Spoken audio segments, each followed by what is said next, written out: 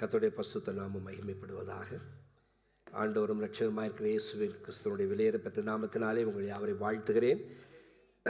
தேவ சமாதானம் உங்களோடு கூட இருப்பதாக. ஆமென். ஹல்லேலூயா. வேதத்தை நாம் படிக்கிறோம். வேத வசனங்கள் நம்முடைய வாழ்வுக்கு ஜீவனை கொடுக்கிறது. வேத வசனங்கள் நம்முடைய வாழ்வினுடைய அடிமைத்தனத்தை அதிலிருந்து விடுவிக்கிறது என்று நாம் அறிந்திருக்கிறோம். ஆனால் உண்மையான ஒரு சுதந்திரம் அல்லது ஒரு விடுதலை நாம் அனுபவித்திருக்கிறோமா என்பதுதான் இந்த நாளினுடைய பெரிய கேள்வி.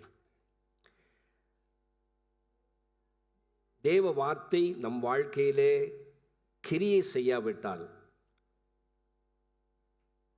சமைக்கப்பட்ட ஆகாரம் மேஜை மேலே இருக்கிறது, ஆனால் யாரும் சாப்பிடலை, என்ன பிரயோஜனம்? ஆகாரம் புசிப்பதற்கு. அதுபோல் வேத வார்த்தைகள் நம்முடைய வாழ்விலே நமக்குள் கடந்து போய் நம்மை புதுப்பிக்கிறதுக்கு, மாற்றுவதற்கு. ஆமென்.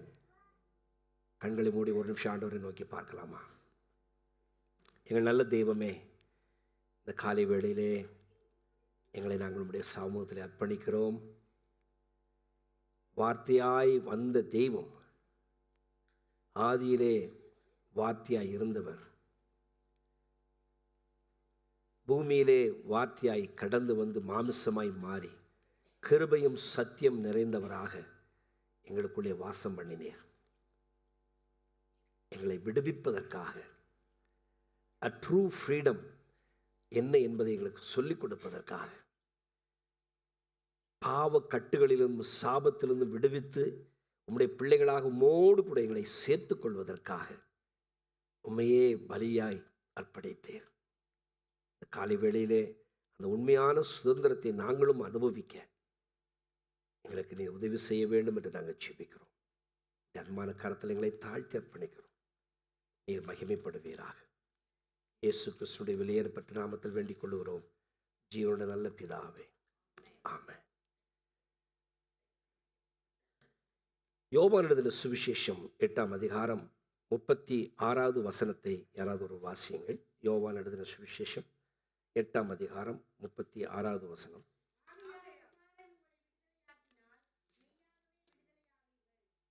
ஆகையால் குமாரன் உங்களை விடுதலையாக்கினால் மெய்யாகவே விடுதலையாவீர்கள். அப்படியானால் மெய்யாகவே விடுதலையாவீர்கள் என்று சொல்லுகிற ஒரு பதம் நமக்கு என்ன கற்றுக் கொடுக்கிறது என்றால், another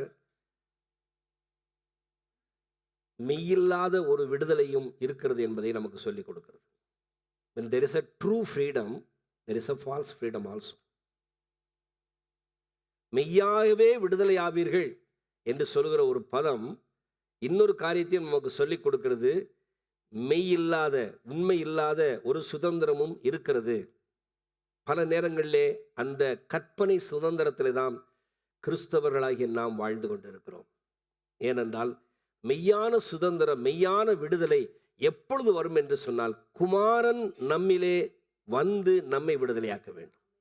hallelujah, price the Lord. இந்த விடுதலை என்பது ஒரு பயணம் போன்றது. It's a journey. ஏனென்றால் விடுதலையை நம்ம எப்படி சொல்லலாம் அப்படின்னா, இன்னொரு வார்த்தையில் மீட்பு அல்லது ரட்சிப்பு என்று நாம் சொல்லலாம். Salvation. It is a journey. ஒரு கட்டத்திலே நாம் ஆரம்பிக்கிறோம். விசுவாசத்தை துவக்கிறவராகிய இயேசுவை நோக்கி, அந்த விசுவாசத்தின் மூலமாக பரிசுத்த ஆவியானுடைய உதவி கொண்டு இயேசுவை தேவனுடைய குமாரன் என்று அறிக்கை செய்து, என் பாவத்துக்கு விமோச்சனமாக இயேசு தம்முடைய இரத்தத்தை சிந்தினார், அதிலே எனக்கு விடுதலை இருக்கிறது என்பதை இருதயத்தில் விசுவாசித்து அதை அறிக்கை செய்யும் பொழுது பாவத்திலிருந்து நம்ம விடுதலை ஆக்கப்படுகிறோம். Price the Lord. அது ஒரு ஆரம்ப நிலை. That is the beginning of the journey.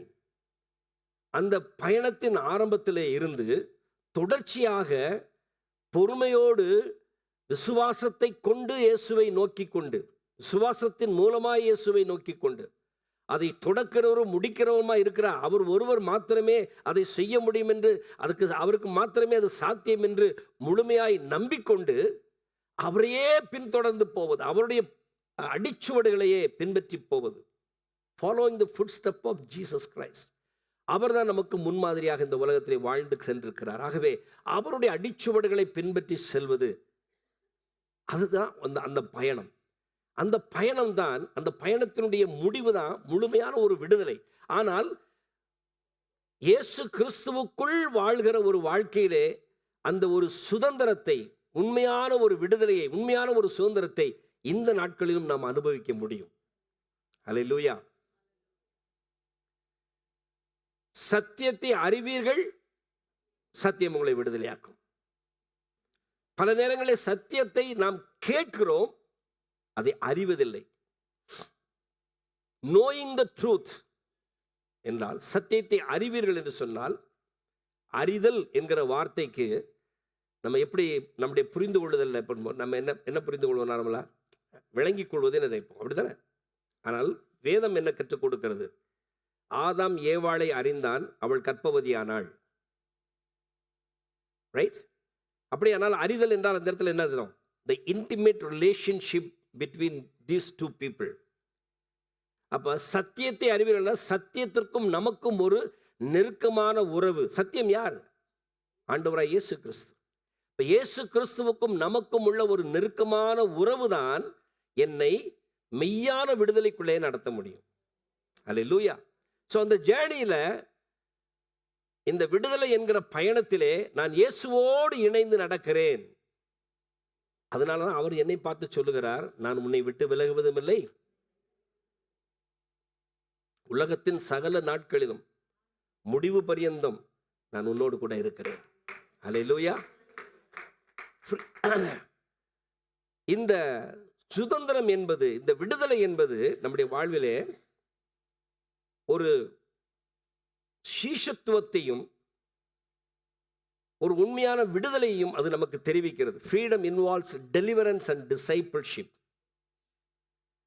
இயேசுவை பின்பற்றுகிறவர்களை பார்த்து சீஷர்கள் என்று சொன்னார்கள்.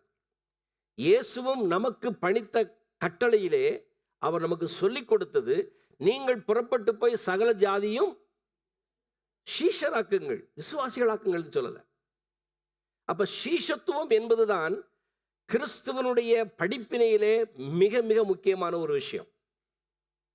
இயேசு கற்றுக் கொடுத்ததிலே சீஷத்துவம் என்பது மிக முக்கியமானது. ஏன்னா ஒரு சீஷன் என்பவன் தன் குருவை அப்படியே பின்பற்றி செல்கிறவன். எந்த விதமான மாற்றம் இல்லாமல், எந்த விதமான குறைவும் கூடுதலும் இல்லாமல் அப்படியே பின்பற்றி செல்கிறவன் தான் சீஷன். Praise the Lord. இப்போ இந்த டிசைபிள்ஷிப்ல மிக முக்கியமானது நம்முடைய மாம்சம். அடுத்தபடியாக நமக்குள் இருக்கிற ஆத்துமா. ஆவி தேவனோடு எப்பொழுதுமே ஒரு தொடர்புள்ள நிலையிலே இருந்து கொண்டே இருக்கிறது. ஆவிக்கும் தேவனுடைய ஆவிக்கும் ஒரு தொடர்பு தொடர்ச்சியாக இருந்து கொண்டே இருக்கிறது. அதனால தான் நம்ம விசுவாசிகளாக தொடர்ந்து நம்ம வாழ்ந்து கொண்டு இருக்கிறோம். ஆனால் ஆத்துமா சில நேரங்கள் ஆவியோடும் சில நேரங்கள் மாம்சத்தோடும் இணைகிறது. அதனால தான் சில நேரங்கள் நம்ம ஆவி உற்சாகம் உள்ளது, மாம்சம் பலவீனமானது நம்ம வேதத்தில் படிக்கிறோம். அதனால சில நேரங்கள் உற்சாகமாக இருக்கும், சில நேரங்கள் சோர்ந்து போயிடுறோம்.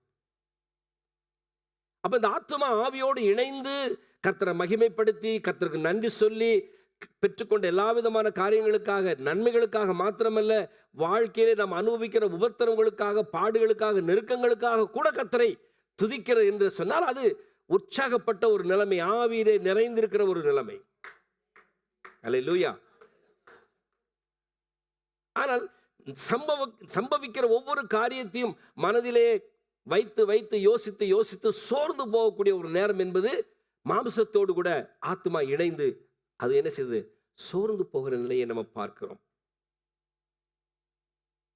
அப்போ இந்த மாம்சம், வேதம் எப்படி சொல்லுகிறது? ஆவி உற்சாகம் உள்ளது, மாம்சமும். அப்ப இந்த பலவீனமான மாம்சத்தை நம்ம என்ன பண்ணணும்? பலப்படுத்தணும். எப்படி பலப்படுத்த முடியும்? We need to have some exercise to the flesh. உண்மையாகவே நல்ல பலம் வேணும்னா என்ன சார், ஜிம்முக்கு போகிறாங்க, அப்படித்தானே?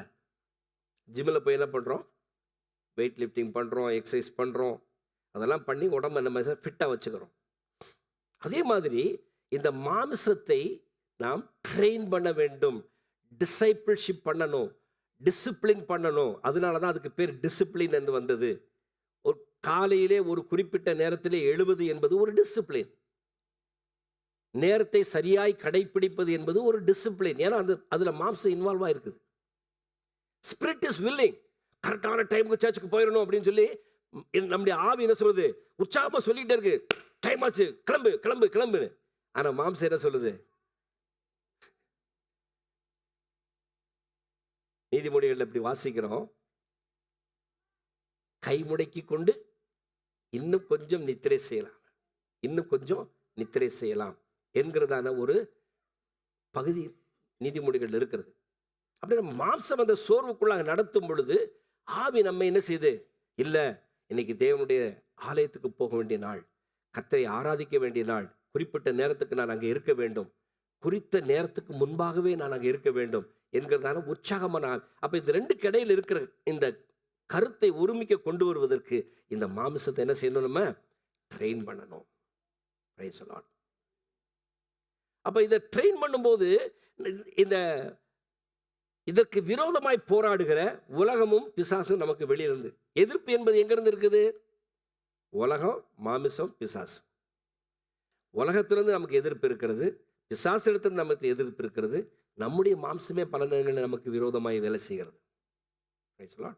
அப்ப இந்த மாமிசத்தை நம்ம ட்ரெயின் பண்ணலாம், பிசாசை ட்ரெயின் பண்ண முடியுமா? யாக்கோபு 4:7 என்ன சொல்லுகிறது? அவரை எதிர்த்து நிறுங்கள், ஓடி போவான். இப்போ ஒரு ஒரு ஒரு ஸ்லோகன் மாதிரி சொல்லலாமா? பிசாசை எதிர்த்து நில்லுங்கள், அவன் உங்களை விட்டு ஓடி போவான். மாம்சத்தை எதிர்த்து நில்லுங்கள்ல, ட்ரெயின் பண்ணுங்க, அப்போ அது சரியாகும். இப்போ அது அப்படியே ஆப்போசிட்டா யோசிச்சு பாருங்க. பிசாசை ட்ரெயின் பண்றதும், நம்ம ஆக்சுவலாக என்ன பண்றோம்? பிசாசை ட்ரெயின் பண்ண ட்ரை பண்றோம், மாம்சத்தை துரத்தி விடுறதுக்கு ட்ரை பண்றோம். என் மாம்சம் வந்து மாம்சம் செய்யறே, ஓடிப்போ. எங்க ஓடும்? அது நம்ம கிட்ட இருக்கும். புரியுதா? You can't train a demon and you can't you can't cast out a flesh. You have to train your flesh and you have to cast out the devil. இந்த விஷயத்துல நம்ம கவனமா கருத்து செலுத்தினா மாத்திரம்தான் உண்மையான ஒரு சுதந்திரத்தை, விடுதலையை நம் வாழ்விலே பூர்ணமாய் அனுபவிக்க முடியும். அல்லேலூயா, ஆமென். நிறைய பேருக்கு விடுதலை கிடைக்காமல் இருப்பதனுடைய அடிப்படை காரணம் என்ன தெரியுமா? அவர்கள் அடிமைத்தனத்தில் இருக்கிறார்கள் என்றே அவர்களுக்கு தெரியலை. ஒருத்தன் ஜெயிலில் இருக்கிறான்னு தெரிஞ்சாதான் அவன் என்ன செய்வான்? ஜெயிலை விட்டு வெளியே வர்றதுக்கு. சொல்லுது புரியுதா? ரொம்ப சைலண்டா இருக்கீங்க, ஏதாவது ரெஸ்பாண்ட் பண்ணுங்க. என் கையை கட்டி போட்டிருக்காங்கிறது தெரிஞ்சாதான் நான் கையை ஃப்ரீயாக மூவ் பண்ணுறதுக்கு ட்ரை பண்ணும்போது கையை கட்டிருக்குன்னு தெரிஞ்சாதான், ஐயோ விடுதலை ஆகணுமே, என் கை யாராவது அவுத்து விடுங்கன்னு சொல்லி கேட்க தோணும். கை கட்டியிருக்கிறதே தெரியாமல் இருக்கு நமக்கு என்றால் என்ன செய்வோம்? அதை பற்றி யோசிக்கவே மாட்டோம். அப்போது நம்முடைய வாழ்விலே நாம் பாவத்தின் அடிமைத்தனத்துக்குள் இருக்கிறோம் என்கிற உண்மையான வெளிப்பாடு அல்லது அந்த சரியான ஒரு உணர்வு நமக்குள்ள வந்தால் மட்டும்தான் விடுதலைக்கு நேராக நம்முடைய சிந்தை திரும்பும். அல்லேலூயா. நான் நல்லா தானே இருக்கேன், அந்த ஒரு ஆட்டிடியூடு தெரியுமா? யாரை கேட்டேன், எப்படிங்க இருக்கிறீங்க? நான் நல்லா தான் இருக்கேன், எனக்கு என்ன பிரச்சனை?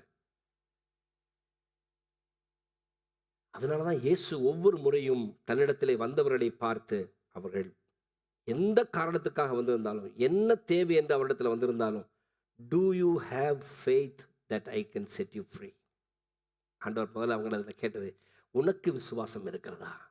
நான் உனக்கு இதை செய்யக்கூடும் என்கிற விசுவாசம் உனக்கு இருந்தால் இது நடக்கும். Praise God. Praise the Lord.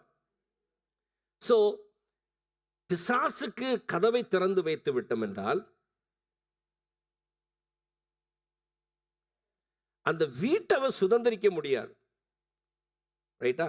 ஒரு திருடே இருக்கான், நீங்க வீட்டை லாக் பண்ணிட்டு நல்லா தூங்குறீங்க ராத்திரியில், திருடை வீட்டுக்குள்ள வர்றான். திருடை வீட்டுக்குள்ள வந்த உடனே உங்களை தட்டி எழுப்பி, இந்த வீடு எனக்கு சொந்தம், நீ வெளியே போன்னு சொல்லுவானா? என்ன செய்வான்? உங்களுக்கு தெரியாம உங்களிடத்தில் இருக்கிறதான மிக விலை உயர்ந்த பொருட்களை எடுத்துக்கொண்டு முயற்சி பண்ணுவான். அப்படிதானே? கோர்ட்டில் போய் இல்லை இந்த வீடு எனக்கு சொந்தம்னு சொல்லி கிளைம் பண்ணுவானா? இல்லை பக்கத்தில் இருக்கவங்கள 4 வீட்டுக்காரங்களை எழுப்பி கூட்டு வந்து இந்த வீடு எனக்கு சொந்தம், இவங்களை வெளியே போக சொல்லுங்கன்னு சொல்லுவானா? இல்லை. அதே தான் பிசாசம் பண்ணுறான். நமக்குள் வரும்போது he doesn't own us our house, this is our house. இங்கே தான் பரிசுத்த ஆவியானவர் வாழ்றாரு. இது தேவனுடைய ஆலயம், தேவனுடைய ஆவியானவரே வாசம் பண்ணுகிறார். ஆமென். இந்த வீட்டுக்குள்ள அவன் அனுமதிக்கப்படும் பொழுது இந்த வீட்டை அவன் சொந்தமாக மாற்றிக்கொள்வதில்லை. ஆனால் மாறாக இந்த வீட்டில் இருக்கிற விலையேற பெற்றவைகளை அவன் என்ன செய்கிறான்? திருடி கொண்டு போகிறான். விலையேறப்பட்டதிலே முதலாவது என்ன இருக்கிறது? சமாதானம். ஏன்னா அது மீட்பின் மூலமாக நமக்கு வந்தது. அடுத்து நம்ம ரட்சிப்பு. சமாதானத்தை குறைச்சிட்டா ஆட்டோமேட்டிக்காக என்ன செய்யும்? ரட்சிப்புக்கு என்ன இருந்துச்சு? குழி தோண்டியாச்சுன்னு அர்த்தம். நம்முடைய இருதயத்தில் சமாதானத்தை குலைத்து விட்டால் நம்முடைய ரட்சிப்புக்கு குழி தோண்டியாச்சுன்னு அர்த்தம். இப்போ கொஞ்சம் யோசிச்சு பாருங்க, நீங்க இப்போ உண்மையான ஒரு விடுதலைக்குள் இருக்கிறீர்களா? நெல்சன் மண்டேலாவை பற்றி எத்தனை பேர் கேள்விப்பட்டிருக்கீங்க? நெல்சன் மண்டேலாவை பற்றி எத்தனை பேர் கேள்விப்பட்டிருக்கீங்களா? கையை கூட காமிக்க மாட்டேங்கிறீங்க. அவ்வளவு கஷ்டமா? நம்ம டயர்டாக இருக்கும். பிரைஸ் தி லார்ட், ஹல்லேலூயா.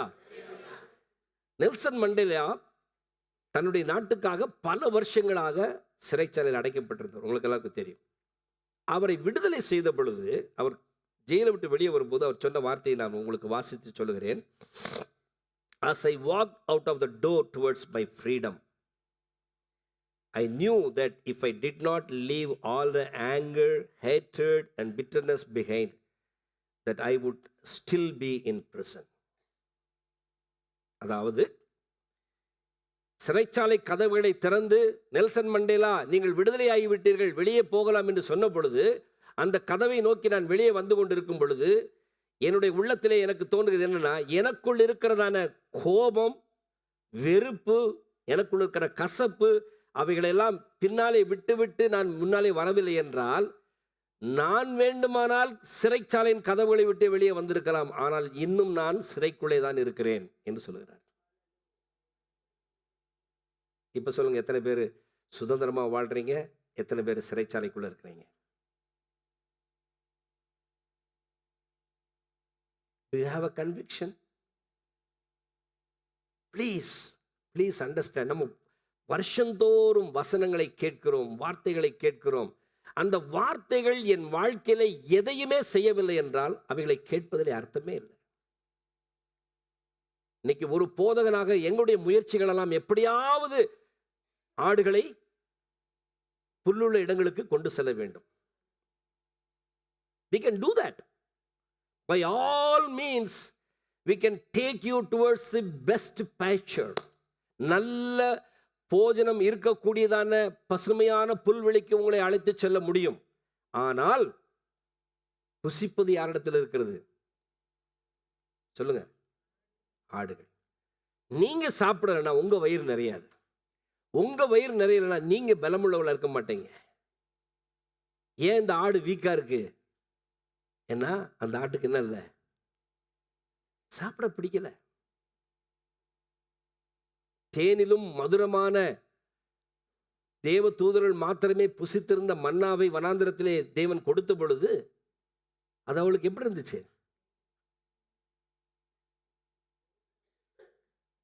எவன் சாப்பிடுவா இத? எங்களுக்கு காடை வேணும், நாங்க கடிச்சு திங்கணும், கும்மட்டிக்காய் வேணும், வெள்ளரிக்காய் வேணும், சலாடா வச்சு சாப்பிடணும். அப்படிதான் அவங்க கேட்டாங்க. ஸோ தேர் இஸ் ஒரு நமக்குள்ளே ஒரு என்ன சொல்றது, திருப்தி இல்லாத ஒரு நிலை, இன்னும் உண்மையான சுதந்திரத்தை அனுபவிக்க முடியாதபடி நம்மை உள்ளே இழுத்து கொண்டு போகிறது. அந்த திருப்தி இல்லாத நிலை வரும் பொழுதுதான் நமக்குள்ளே கோபமும் வெறுப்பும் விரோதமும் பொறாமையும் எரிச்சலும் அதிகமாக நம்முடைய உள்ளத்திலே உண்டாகிறது. அல்லேலூயா. சோ ஆண்டவர் என்ன சொல்ல விரும்புகிறார்? உண்மையான சுதந்திரம் என்று சொல்லும் பொழுது கடந்த கால வாழ்க்கையின் நினைவுகள், எதிர்காலத்திலே நமக்கு இதெல்லாம் நடக்கணும் அப்படின்னு சொல்ற ஒரு எதிர்பார்ப்புகள். இது ரெண்டும் இல்லாத ப்ரெசண்ட்ல வாழ கற்றுக்கொள்ளக்கூடிய ஒரு வாழ்க்கை, அதுவும் இந்த தேவனுடைய வசனத்தின் அடிப்படையில் வாழ கற்றுக்கொள்கிற ஒரு வாழ்க்கை தான் உண்மையான சுதந்திரம் வாழ்க்கை. அல்லேலூயா. ஒரு அல்லே சொல்ல மாட்டீங்களா? இன்னைக்கு ஆண்டவர் அப்படிப்பட்ட ஒரு உண்மையான சுதந்திரத்துக்குள்ளாக நாம் வாழ வேண்டும் என்று விரும்புகிறார். You live in the present. You don't worry about the past. There are a lot of mistakes that you have done. கடந்த கால வாழ்க்கையில் எத்தனையோ தவறுகள் நடந்திருக்கலாம். அவைகளை இப்பொழுது உணரும் பொழுது ஆண்டவருடைய சமூகத்திலே மன்னிப்பு மாத்திரமே கேட்கவே முடியுமே அல்லாமல் நம்மளால் வேறு ஒன்றுமே செய்ய முடியாது. You can't do any repair work there. உங்கள் வீட்டில் பைப் உடஞ்சி போச்சுன்னா புது பைப் வாங்கி கொண்டு வந்து மாட்டுறீங்களா, அது மாதிரி பைப் கொண்டு மாட்ட முடியாது. You can only repent and go to God for forgiveness. உங்களுடைய பாவ கரைகளை அகற்றுகிற உண்மையான வலிமையான இயேசுவின் இரத்தத்துக்கு நேராக மாத்திரமே நீங்கள் போய் உங்கள் பாவத்தினுடைய அழுக்குகளை கழுவ முடியும். Praise the Lord. ஹல்லேலூயா. வேற ஒரு காரியத்தை நீங்க செய்ய முடியாது. So don't worry about the past. If the devil comes and reminds you of the past, tell him about his future. என்னுடைய கடந்த கால வாழ்க்கையை பற்றி எனக்கு நீ நினைவு கூறின, எனக்கு காமிச்சு கொடுத்தேன். நீ அப்படி தப்பு பண்ண, நீ இதுக்கு லாயக்கில்லை, நீ இப்படிப்பட்டவன் அப்படிப்பட்டவன் இப்படிப்பட்டவன் என்று சொல்லி பிசாசு உங்களை பார்த்து உங்களுடைய பழைய வாழ்க்கையை தூண்டிவிட்டு நீ இதுக்கெல்லாம் லாயக்கில்லைன்னு சொன்னால் நீங்கள் சொல்லுங்கள், நான் உன்னுடைய எதிர்கால வாழ்க்கையை பற்றி சொல்கிறேன். நீ எங்கே அடைக்கப்பட போகிற? பாதாளத்தில் அடைக்கப்பட போகிற. சங்கிலிகள் கட்டப்பட்டு பாதாளத்தில் தள்ளப்பட போகிறாய். Price the Lord. என்னுடைய கடந்த கால வாழ்க்கையை இயேசு மன்னித்து விட்டார். அவருடைய ரத்தம் என்னை கழுவி என்னை சுத்தமாக்கி விட்டது. பஞ்சை போல வெண்மையாக நான் இருக்கிறேன். நான் அவருடைய நீதியால் மூடப்பட்டிருக்கிறேன் என்கிற சத்தியத்தை அவருக்கு நீங்கள் தெரிவித்து விட்டு அவருடைய எதிர்காலத்தை சொல்லுங்க, உங்களை விட்டு ஓடி போயிடுவான். ஹல்லேலூயா. then you will be in the true freedom. ஆமென். அப்ப இந்த உண்மையான விடுதலைக்கு நேராக நம்மை நடத்துவதற்கு நாம் நம்முடைய வாழ்விலே சில காரியங்களை செய்ய வேண்டும். எனக்கு அந்த லூக்கா 15வது அதிகாரம் என்னை எப்பொழுதுமே இம்ப்ரெஸ் பண்ணக்கூடிய ஒரு பகுதி. அதிகமாக நான் அதை தியானிக்கிறது உண்டு. உங்களுக்கு எல்லாருக்கும் தெரியும், இளையகுமாரனுடைய சம்பவம் பல முறை நம்ம அதை படிச்சிருக்கோம், பல செய்திகள் அதிலிருந்து நம்ம கேட்டிருக்கோம். இன்றைக்கு அதிலிருந்து ஒரு சில காரியங்களை உங்களுக்கு நான் சொல்லிக் கொடுக்க விரும்புகிறேன். அல்லேலூயா. லூக்கா எழுதின சுவிசேஷம் 15வது அதிகாரம் அதிலே 3 விதமான உவமைகளை ஆண்டவராய் இயேசுங்க சொல்லுகிறதை பார்க்கிறோம். முதலாவது, ஒரு மனிதனுக்கு 100 ஆடுகள் இருந்தது, அவைகளிலே ஒன்று காணாமல் போனது. அந்த 99 ஆடுகளையும் விட்டுவிட்டு அவன் வனாந்தரத்தில் அந்த 1 ஆடை தேடி போனான் என்று சொல்லி அந்த பகுதி சொல்லுது. இயேசு அந்த ஊமையை சொல்லுகிறார். அந்த ஊமை சொல்வதற்கு முன்பாக அந்த சீனில் நம்ம பார்த்தோம்னா முதல் 2 வசனங்களை படிக்கும்போது ம் ம்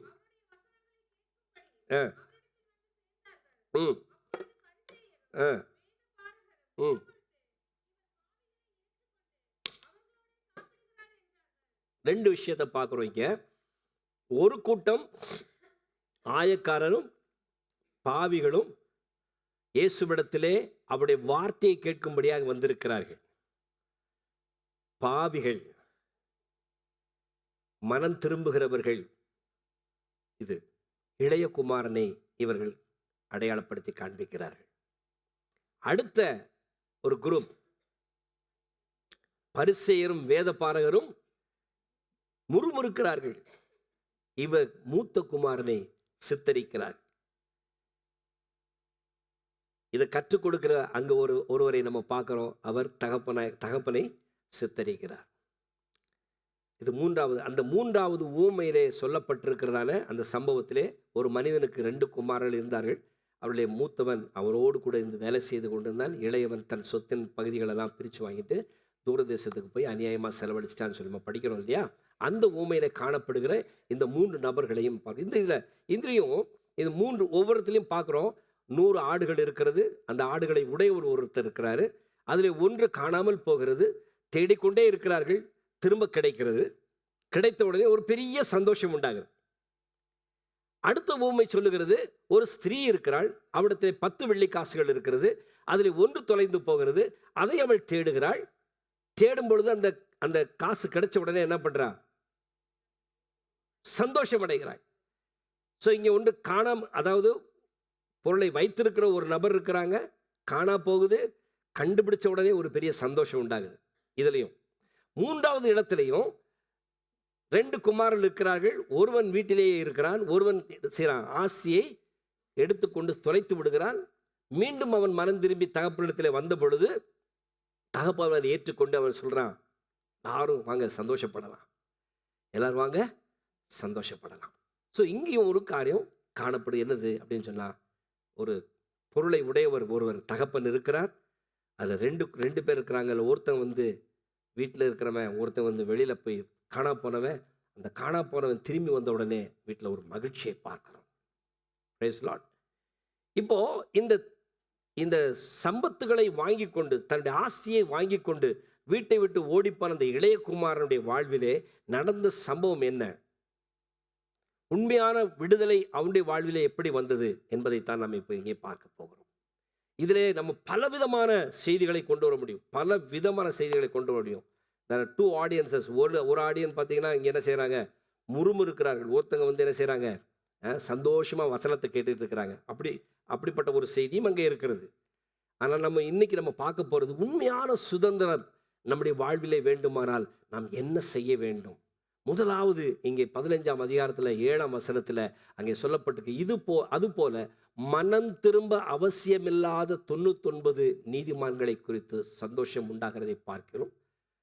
மனம் திரும்புகிற ஒரே பாவியின் நிமித்தம் பரலோகத்திலே மிகுந்த சந்தோஷம் உண்டாயிருக்கிறது. மனம் திரும்புகிற ஒரு பாவியின் நிமித்தம் பரலோக ராஜ்யத்திலே மிகுந்த சந்தோஷம் உண்டாயிருக்கிறது. அப்போ மனம் திரும்ப அவசியமில்லாத, மனம் திரும்பிய அவசியம் உள்ள என்று நம்ம எடுத்துக்கொள்வோம். இப்போ இங்கே நம்ம பார்க்க வேண்டியது, மனம் திரும்ப அவசியம் இருக்கிறது என்கிற ஒரு உணர்வு ஏற்படும் பொழுதுதான் அவங்க என்ன செய்கிறாங்க, அவன் என்ன செய்கிறான், வீட்டுக்கு திரும்பி வருகிறான். அந்த வசனத்தை நம்ம எடுத்துக்கொள்ளலாம். 15ஆவது அதிகாரத்தில் 17ஆம் வசனம் வாசிக்கலாம்.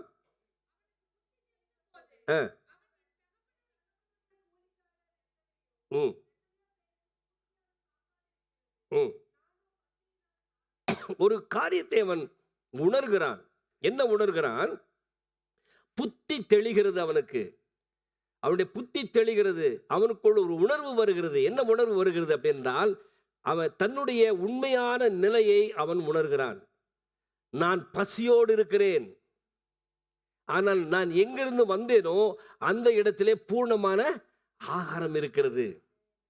அங்கிருக்கிற எல்லாரும் திருப்தியா இருக்கிறார்கள். நான் எங்கிருந்து புறப்பட்டு வந்தேனோ அந்த இடத்துல எல்லாரும் திருப்தியா இருக்கிறார்கள், வேலைக்காரர்கள் கூட திருப்தியா இருக்கிறார்கள். ஆனால் நான் அந்த இடத்துக்கு சொந்தக்காரனா இருக்க வேண்டியவன் இப்பொழுது எப்படி இருக்கிறேன், பசியோடு இருக்கிறேன் என்கிற ஒரு உணர்வு அவனுக்குள் வந்தது. புத்தி தெளிந்தது. ஹல்லேலூயா. புத்தி தெளிந்த போது அவன் he recognized he needs help. அவனுக்கு உதவி தேவை என்பதை அவன் உணர ஆரம்பித்தான். இன்னைக்கு நிறைய இடங்களில், பல சமயங்களில் நம்ம உணர்றதே இல்லை நமக்கு ஒரு உதவி தேவைன்னு. நான் அடிக்கடி சொல்கிற ஒரு உதாரணம் தான். வயசானவங்க கூட போகும்போது, ரோட்டில் போகும்போது பார்த்துருப்பீங்க, சப்போஸ் தடுமாறி கீழே விழுந்துட்டாங்கன்னு வச்சுக்கோங்களேன், நீ ஓடி போய் வந்து ஐயோ அப்படின்னு போய் தூங்குங்க, it's okay it's okay I am fine, நீ விட்டுருங்க. என்ன அர்த்தம்? உன் உதவி எனக்கு தேவையில்லை, என்னால் என்ன எழுந்துக்க முடியும். அதுக்கு என்ன காரணம் நினைக்கிறீங்க? ஐ எம் ஸ்பீக்கிங் ப்ராக்டிக்கலாக பேசுகிறேன். அதுக்கு என்ன காரணம் சொல்லுங்க?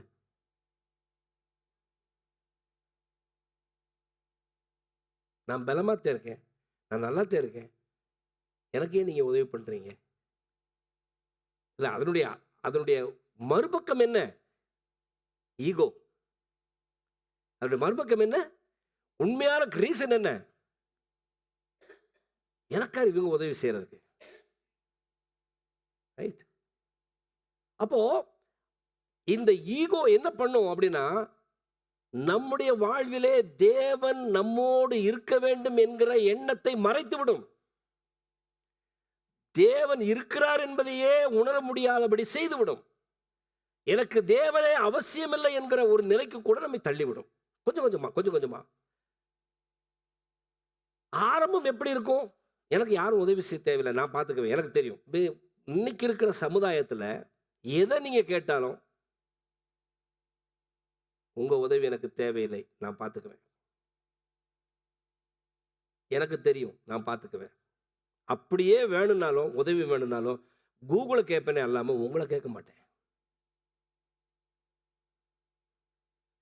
நான் சொல்கிறதுல ஏதாவது தவறு இருந்தால் சொல்லுங்கள். கூகுள் சாப்பாடு போடுமா? கூகுள் காசு கொடுக்குமா?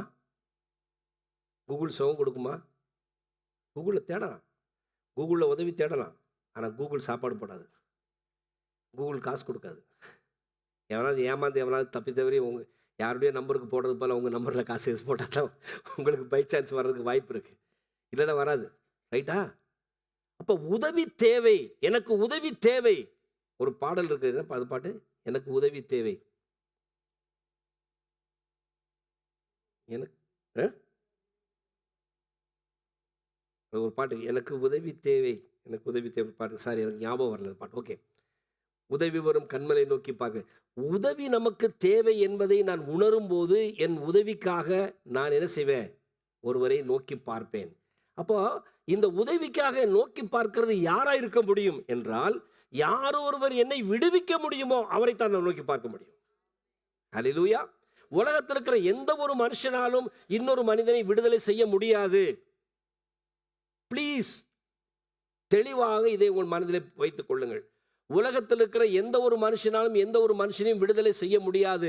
நம்மை விடுவிக்க வந்த மேசியாவாகிய இயேசு கிறிஸ்துவை அல்லாமல் நமக்கு விடுதலை வேறு யாரிடத்திலிருந்தும் இல்லை. ஹல்லேலூயா. அப்ப நம்முடைய விடுதலைக்காக நாம் யாரை தேட வேண்டும்? மேசியாவை தேட வேண்டும். ஆமென். தன்னுடைய நிலையிலே தனக்கு இருக்க வேண்டிய தன்னுடைய நிலையை இழந்து விட்டேன், அந்த நிலையை நான் திரும்ப பெற்றுக்கொள்வதற்கு அட்லீஸ்ட் அந்த நிலை அந்த முழு சுதந்திரத்தை அடைய முடியவில்லை என்றாலும் அதனுடைய நன்மைகளை நான் அடைவதற்கு எனக்கு ஒரு வாய்ப்பு இருக்கிறது.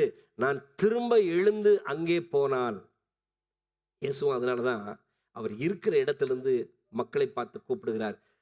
மத்தேயு 11ஆம் அதிகாரத்தில், வருத்தப்பட்டு பாரம் சுமக்கிறவர்களே நீங்கள் என்னிடத்தில் வாருங்கள். Praise the Lord. You need to have a willingness to seek for a help. அதனால தான் சுவிசேஷத்தில் சொல்றது, தேடுங்கள் உங்களுக்கு கிடைக்கும், தட்டுங்கள் உங்களுக்கு திறக்கப்படும், கேளுங்கள் அப்பொழுது கண்டடைவீர்கள். ஹல்லேலூயா. இப்போ தேவனிடத்திலே நாம் நம்முடைய இருதயத்தை, இது யாருக்குன்னா ரட்சிக்கப்பட்ட நமக்கு, புறஜாதி மக்களுக்கு அல்ல. புறஜாதி மக்களுக்கு சத்தியமே தெரியாது. அப்போ ஆண்டவர் என்ன சொல்றாரு? அவங்களை தேடி போகிறார். அதனால தான் நம்மை பார்த்து சொல்கிறார், நீங்கள் புறப்பட்டு போய் சகல ஜாதி சீஷராக்குங்கள் என்று சொல்கிறார். நம்மை தேடி போக சொல்றது எதுக்கு காரணம் என்னன்னா, அவங்களுக்கு சுவிசேஷம் தெரியாது. சத்தியத்தை அறிந்த நாம், தேவனுடைய பிதாவினுடைய நன்மைகளை அனுபவித்துக் கொண்டிருக்கிற நாம் விழுந்து போகும்போது நாம் தான் எழுந்து போகணுமே இல்லாம என்னை தேடி அவர் வரமாட்டார். ஏன்னா நமக்கு கொடுத்திருக்கிற அந்த சுயாதீனத்திலே அவர் ஒரு நாளும் கை வைக்கவே மாட்டார். ஹல்லேலூயா, ஹல்லேலூயா. ஸோ நீங்கள் என்ன பண்ணணும் அப்படின்னா, நம்முடைய உணர்வு வரும்போது நான் அட்மிட் பண்ணணும், எஸ் எனக்குள்ளே தவறு இருக்கிறது, என் தவறை அவர் மன்னிப்பதற்கு அவரிடத்தில் நான் அர்ப்பணிக்க வேண்டும். இந்த எண்ணம் வராத பட்சத்தில், when he came to himself, அப்படித்தான் ஆங்கிலத்தில் சொல்லுது, தமிழில் சொல்லுது புத்தி தெளிந்த போது. அப்படி என்னால் பாவம் என்ன செய்கிறது? புத்தியை மறைத்து விடுகிறது. நமக்கு தேவன் கொடுத்த புத்திசாலித்தனத்தை பாவம் என்ன செய்கிறது? மறைத்து விடுகிறது. நமக்கு பாவம் இல்லை என்று சொல்வோமானால், 1 யோவான் 1ஆம் அதிகாரம் 7ஆம் வசனம், தயவு செய்து எல்லாரும் வாசிக்கலாம். 1 யோவான் 1ஆம் அதிகாரம் 7ஆம் வசனம். நமக்கு பாவம் இல்லை என்று சொல்வோமானால் நம்மை நாமே வஞ்சிக்கிறவர்களாக இருக்கிறோம், சத்தியம் நமக்குள் இராது. Price the Lord. இங்க யாராவது இருக்கீங்களா பாவம் இல்லாதவங்க? Price the Lord. அப்ப நமக்கு பாவம் இருக்கிறது என்பதை நாம் என்ன செய்யணும்? ஒத்துக்கொள்ள வேண்டும். we admit before God, he is a holy God. பரிசுத்தமுள்ள ஒரு தெய்வத்துக்கு முன்பாக நான் கடந்து போகும்போது என்னுடைய அளவுகோல் அவர் பரிசுத்தமாக இருக்கிறதுனாலே அவரை வைத்துத்தான் நான் அளவு பார்க்கிறேன். டேனியோட என்ன கம்பேர் பண்ணும்போது, டேனி ஒரு நாளில் எவ்வளோ படிப்பார்? பைபிள் 5 அதிகாரம் படிப்பாரா? நான் அதோட அதிகமாக படிப்பேன். அப்போ அவரோட நான் நீதிமான். அப்படி கம்பேர் பண்ணுறது இல்லை. ஐ cannot do that. என்னை நான் யாரோடு ஒப்பிட்டு பார்க்க வேண்டும்? எனக்காக வாழ்ந்து, எனக்காக மரித்து உயிர் கொடுத்து, எனக்காக மீண்டும் உயிரோடு எழுந்து பிதாவிடத்தில் போய் இப்பொழுதும் எனக்காக பரிந்து பேசிக் கொண்டிருக்கிறாரே, அவரோடு தான் என்னை நான் ஒப்பிட்டு பார்க்க வேண்டும், மனிதர்களோடு அல்ல. ஆமென். அப்ப புத்தி தெளியும் போது நான் யாரிடத்துல போகணும்?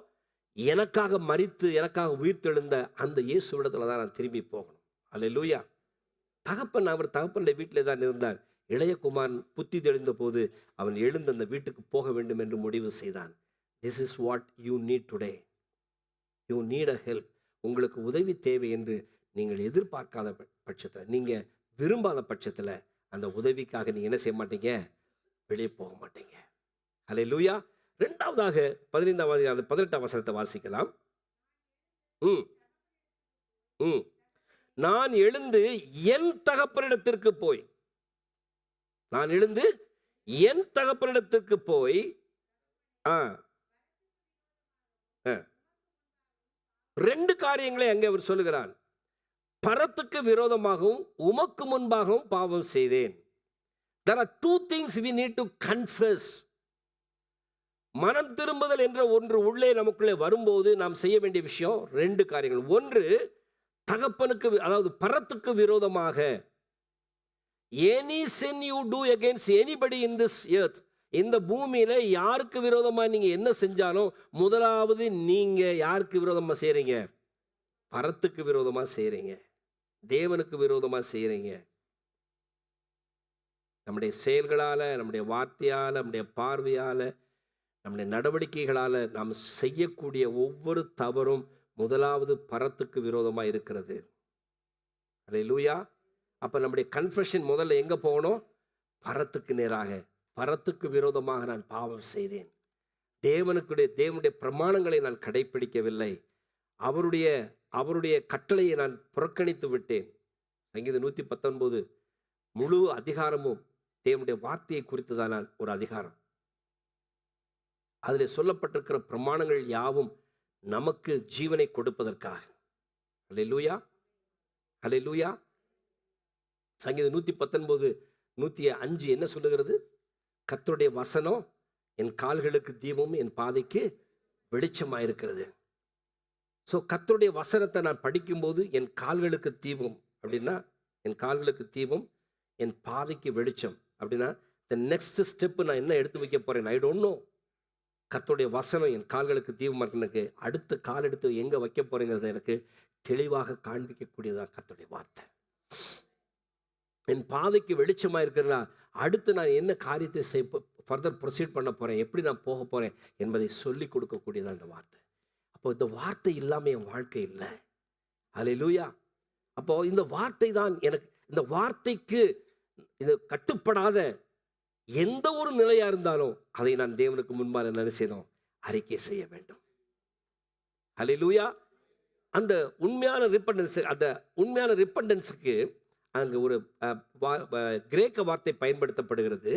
மெட்டா நோயா என்கிற வார்த்தை பயன்படுத்தப்படுகிறது. மெட்டா நோயா என்றால் META, மெட்டா என்றால் சேஞ்ச், நோயா என்றால் மைண்ட். Price the Lord. அப்போது நாம் மனம் திரும்புதல் என்பதை நம்ம எப்படி எடுத்துக்கொள்ளுகிறோம்?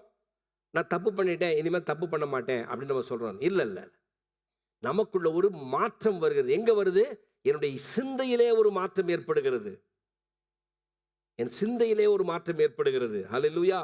You need to change your mind about who you need to be. தேவனால் நாம் ஏற்படுத்தப்பட்ட ஒரு டிசைன் நமக்குள்ள இருக்குது. அப்படிதானே?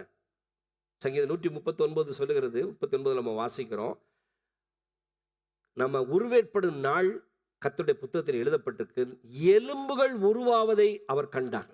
என் எலும்புகள் உருவாவதை அவர் கண்டார். He has designed you. உங்களை ஆண்டவர் உருவாக்கி இருக்கிறார். தாயின் கருவிலே உருவாக்கும் போது நம் கண்களுக்கு மறைவான ஒரு விஷயம், யாரும் பார்க்காத ஒரு விஷயம், ஆனால் தேவன் நம்மை அங்கே உருவாக்குகிறார். He makes a design. எதற்கு? அவருக்குடைய ஒரு நோக்கத்தை நிறைவேற்றுவதற்காக. The purpose for the kingdom, for his kingdom, for himself. அவருக்காக, அவருடைய ராஜ்யத்தினுடைய நோக்கம் நிறைவேறுவதற்காக நம்மை உருவாக்குகிறார். Praise the Lord. அப்ப அந்த நோக்கத்துக்கு நேராகத்தான் நம்ம என்ன செய்யறாரு, இந்த உலகத்துல உருவாக்கி நமக்குள்ள சிந்தையை, நமக்குள்ளே அறிவை, நமக்குள்ளே புத்திசாலித்தனத்தை, நமக்குள்ளே ஞானத்தை, நமக்குள்ளே பரிசுத்தத்தை, நமக்குள்ளே நீதியை, நமக்குள்ளே நேர்மையை, நமக்குள்ள சகல விதமான ஆவிக்குரிய குணங்களையும் கொடுத்து அந்த தேவராஜ்யத்தினுடைய நோக்கத்துக்கு நேராக நம்மை நடத்தி கொண்டு போகிறார். ஹல்லேலூயா. அவைகளை நாம் குறைவுபடும் பொழுது, மனம் திரும்புதல் என்றால், மனம் மாற்றம் என்று சொன்னால், என் மனம் மாறுதல் எதற்கு நேராக என்னை கொண்டு போகணும்? அவருடைய நோக்கத்துக்கு நேராக என்னை கொண்டு போகணும். ஏன்னா எந்த இடத்துல நான் தவறு செய்தாலும் நான் என்ன பண்றேன், அவருடைய டிசைன்ல இருந்து நான் என்ன செய்றேன், வெளியில போறேன். எந்த நோக்கத்திற்காக என்ன அவர் டிசைன் பண்ணாரோ அதுல இருந்து நான் வெளியே போறேன். ஒவ்வொரு மேனுஃபேக்சரும் ஒரு பொருளை டிசைன் பண்ணும்போது அவனுடைய மைண்டில் ஒரு எண்ணம் இருக்கு, இது இப்படி வேலை செய்யணும் அப்படிங்கிற ஒரு நோக்கத்தோடு அவன் டிசைன் பண்ணுவான். அந்த டிசைன் சரியாக வரலைன்னா என்ன பண்ணுவான், அது சரியாக வர்ற வரைக்கும் விட மாட்டான்.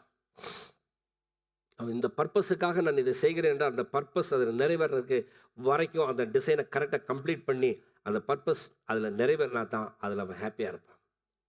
ஒரு மனுஷனுடைய செயல்பாடுகள் எப்படி இருக்கும், ஆனால் உங்களை இன்னும் படைத்த தெய்வத்தினுடைய செயல்பாடுகள் எப்படி இருக்கும் யோசிச்சு பாருங்க. It designs. அப்போ அந்த டிசைன்ல, அவருடைய டிசைன்ல நான் எப்படி இருக்க வேண்டும் என்று அவர் விரும்பினாரோ அந்த இடத்துக்கு நான் வர வேண்டும் என்கிற மனமாற்றம் எனக்குள்ள வரணும். அதைத்தான் இந்த மெட்டா நோயா நமக்கு சொல்லிக் கொடுக்கிறது. Praise God. You need to change your mind about who you need to be in God's design.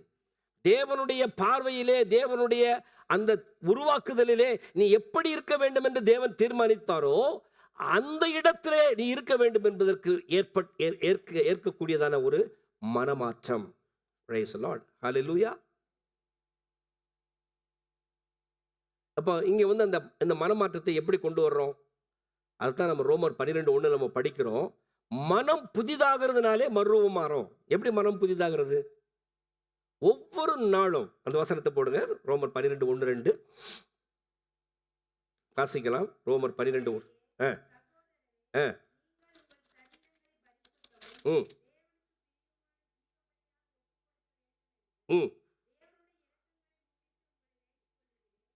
தேவனுடைய இரக்கங்களை முன்னிட்டு உங்களை வேண்டிக் கொள்ளுகிறேன். உங்களை வேண்டிக் கொண்டு ஆண்டவர் அப்போஸ்தலன் பவுல் ரோம சபையை பார்த்து சொல்லுகிறார், தேவனுடைய இரக்கங்களை கொண்டு உங்களிடத்தில் நான் வேண்டுகிறேன், உங்களிடத்தில் கேட்கிறேன். என்ன தெரியுமா, என்ன நடக்கணும் அப்படின்னா, நீங்கள் உங்கள் சரீரங்களை பரிசுத்தமாக தேவனுக்கு பிரியமான ஜீவ பலியாக ஒப்பு கொடுக்க வேண்டும். It is not one time act. இது ஒரு நேரம் நடக்கிற ஒரு விஷயம் அல்ல. ஏதோ ஒரு நாளிலே, ஒரு வாரத்தில் ஒரு நாளில் நடக்கிற ஒரு விஷயம் அல்ல. இது தினந்தோறும் நடக்க வேண்டிய விஷயம். ஒவ்வொரு நாளும் உங்களை பரிசுத்தமும் ஜீவனுள்ள பலியாக தேவனுடைய பலிபீடத்திலே படைக்க வேண்டும். அப்படி படைப்பதன் மூலமாக தான் இந்த உலகத்தின் அசுத்தத்திலிருந்து விலகி நீங்கள் உங்களை பரிசுத்தமாக தேவனுக்குள்ளே காத்துக்கொள்ள முடியும். அல்லேலூயா. அந்த சேஞ்ச் ஆஃப் மைண்டுங்கிறது அங்கதான் வந்து நிக்குது. புரியுதா உங்களுக்கு?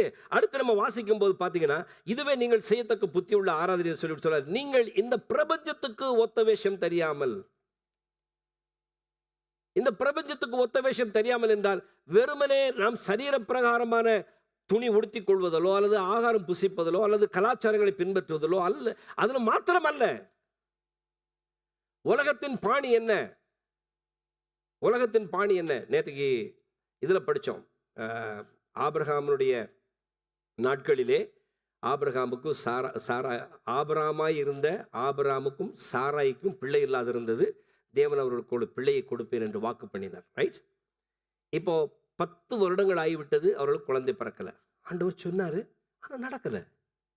அப்போ அவங்க என்ன பண்ணாங்க, ஆண்டவருக்கு உதவி செய்யும்படியாக ஒரு பிளான் பண்ணாங்க. அவங்க பண்ணலை, அவங்க பண்ணாங்க. எவங்க? அம்மா பண்ணாங்க. எங்கள் ஆண்டவர் ரொம்ப கஷ்டப்படுறாரு, அவருக்கு நம்ம கொஞ்சம் ஹெல்ப் பண்ணலாம் அப்படின்னு சொல்லிட்டு. அப்போ என்ன ஆக்சுவலாக வந்து பண்ணாங்க அவங்க, அந்த நாட்களிலே அவர்கள் வாழ்ந்த அந்த பகுதியிலே ஒரு பழக்கம் இருந்தது. என்ன பழக்கம் இருந்ததுன்னா, ஒரு கணவன் மனைவியாக இணைக்கப்பட்டவர்களுக்கு குழந்தை இல்லைன்னா அவங்க என்ன பண்ணுவாங்க, ஆமாம், வீட்டில் இருக்கிற வேலைக்காரியையோ அல்லது அவங்களுக்கு பிடிச்ச இன்னொருத்தங்களையோ என்ன செய்வாங்க, இந்த அம்மாவே மணவாட்டியாக கொண்டு கொடுப்பாங்க. ஏண்டா இவ்வளோ வச்சுக்கோ, ஆனால் வெறும் புள்ள பெறதுக்கு மட்டும்தான். இவ வீட்டில் என்ன செய்யக்கூடாது? அதிகாரம் பண்ணக்கூடாது. குழந்தைய பெற்று கொடுத்துட்டு இப்படி வெளியே வந்தேன், அவ்வளோதான். இவள் சக கிழத்தியாக இருக்கலாம், ஆனால் அதிகாரம் செய்யக்கூடாது. அந்த ஒரு அடிப்படையில் தான் சாராய் ஆகாரை ஆபிரகாமுக்கு கொடுக்கிறார். அது என்னது? இது அந்த உலக வழக்கம், அங்கே இருக்கிற உலக வழக்கம். புரியுதா உங்களுக்கு இப்போ?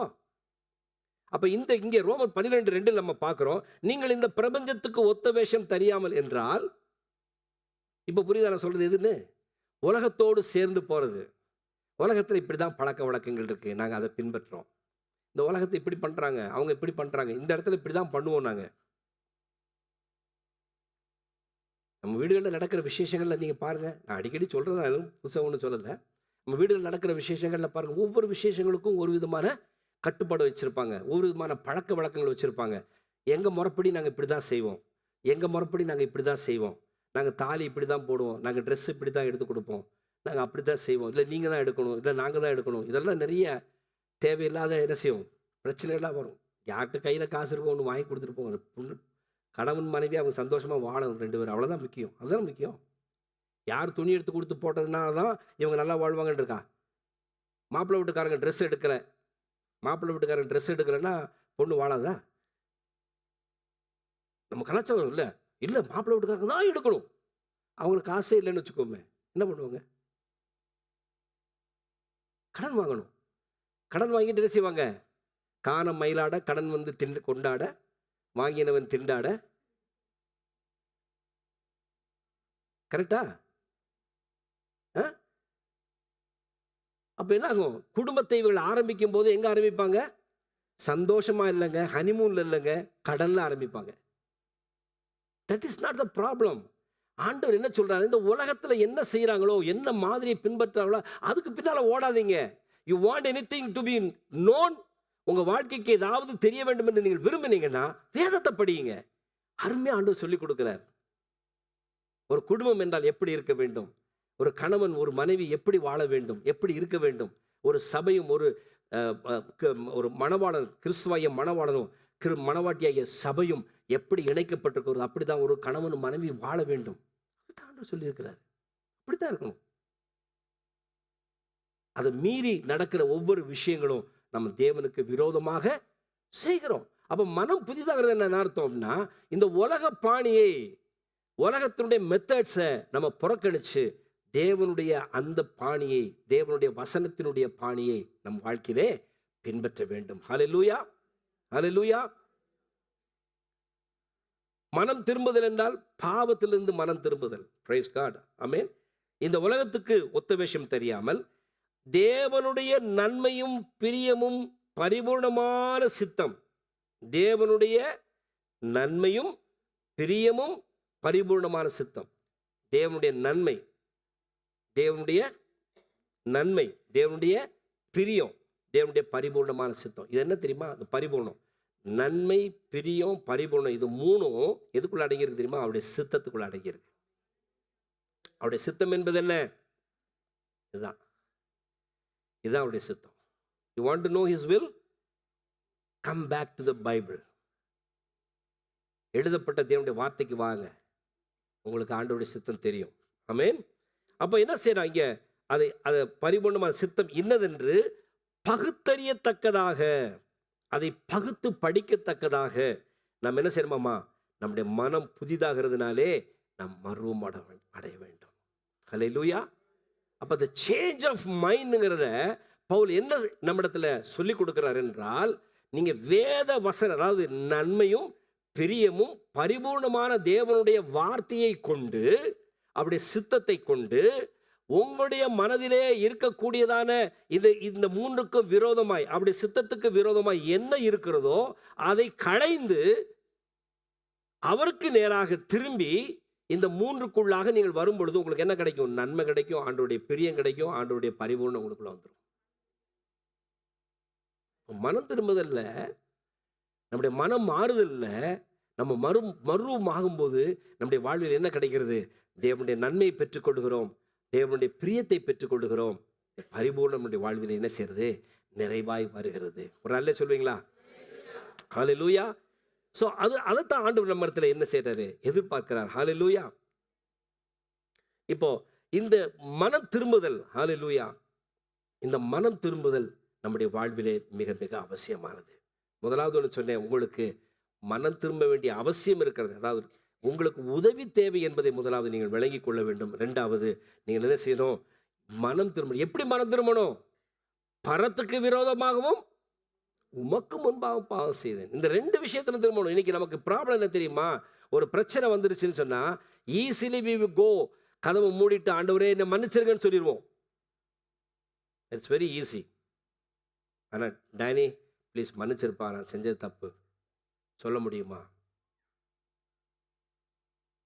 அங்கதான் பிரச்சனை வருது. Ego doesn't allow that. Ego இன்னைக்கு டாப் மோஸ்ட் ப்ரையாரிட்டி. எல்லா மனிதருடைய வாழ்விலும் டாப் மோஸ்ட் ப்ரையாரிட்டி இருப்பது ஈகோ.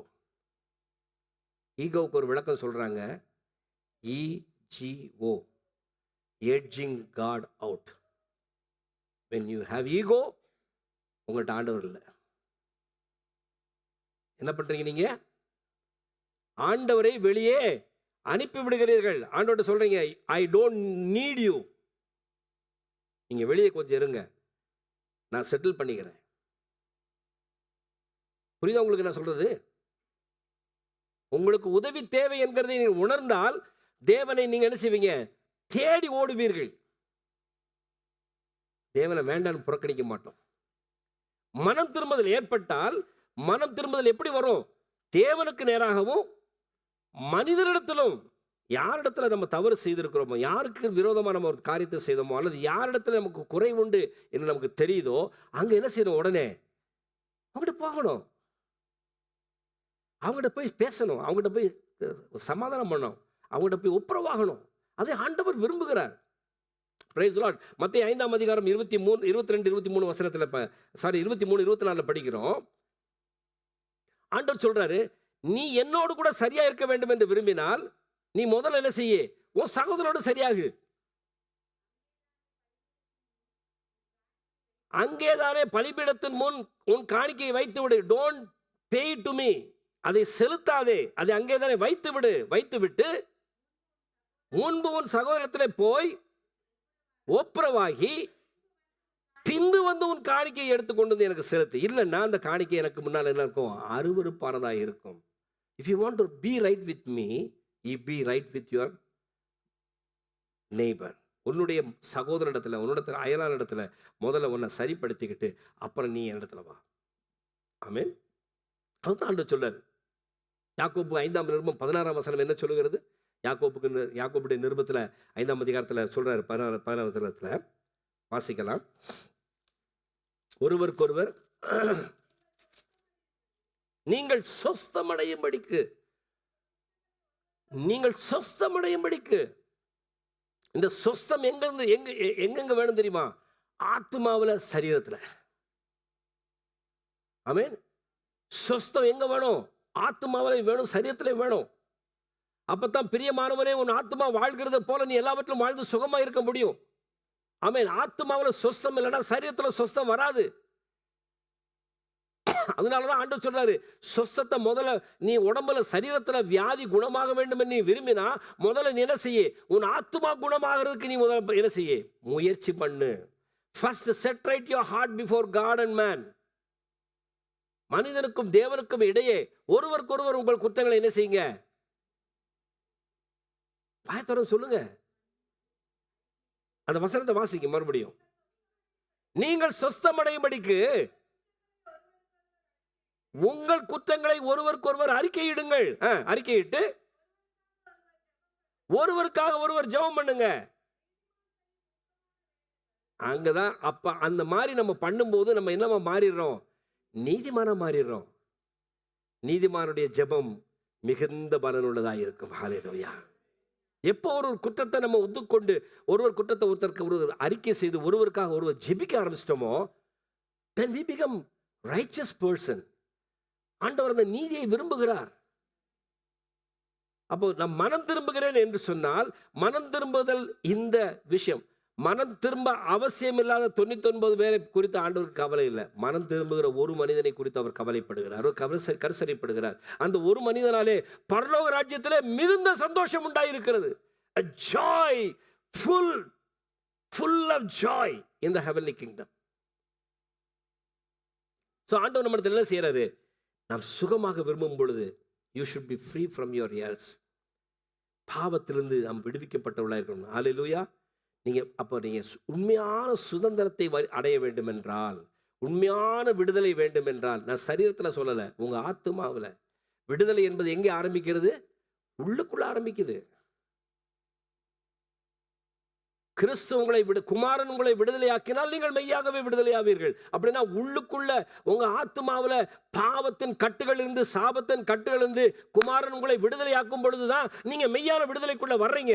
அதுதான் உங்களுடைய வாழ்க்கையில விடுதலையை காண்பிக்கும். இல்லாட்டா உங்க சுவாபமே கட்டப்பட்ட சுபாவமா இருக்கும். நீங்க ஒருவேளை நல்ல திடகார்த்தமான மனிதனாக உங்களை காமிச்சு கொள்ளலாம். ஆனா உங்க சுபாவம் எப்படிப்பட்டதா இருக்கும்? கட்டப்பட்டதாக இருக்கும், அடிமைத்தனத்துக்குள் இருக்கும். அல்லேலூயா. பிசாசுக்கு அது ரொம்ப ஹாப்பியான ஒரு விஷயம் இல்லை, அவனுக்கு ரொம்ப ரொம்ப ஜாலியான ஒரு விஷயம். அது உங்களை கட்டி வச்சுட்டானா ரொம்ப ஹாப்பி. ஆமென். நீங்கள் விடுதலையாக இருந்தால் அவனுக்கு பிரச்சனை. ஸோ அவன் அதைத்தான் செய்ய விரும்புகிறான். இன்னைக்கு நீங்கள் அந்த நிலையிலிருந்து வெளியே வர நீங்கள் விரும்புகிறீங்களா? Price God. ஹல்லேலூயா. தன்னுடைய தகப்பனிடத்தில் அவன் போய் மன்னிப்பு கேட்குறான். He confessed to God and to his father. பரத்துக்கு விரோதமாக உமக்கு முன்பாக பாவம் செய்தேன். ஆமென். ஏன் பரத்துக்கு விரோதமாக முதலாவது அவன் அறிக்கை செய்கிறான்? இந்த வீட்டில் அவங்க அப்பாட்ட தானே சொத்தை வாங்கிட்டு அவன் போய் புறத்தையும் செலவழிச்சிட்டு வந்தான். ஏன் பரத்துக்கு விரோதமாக செய்கிறான்?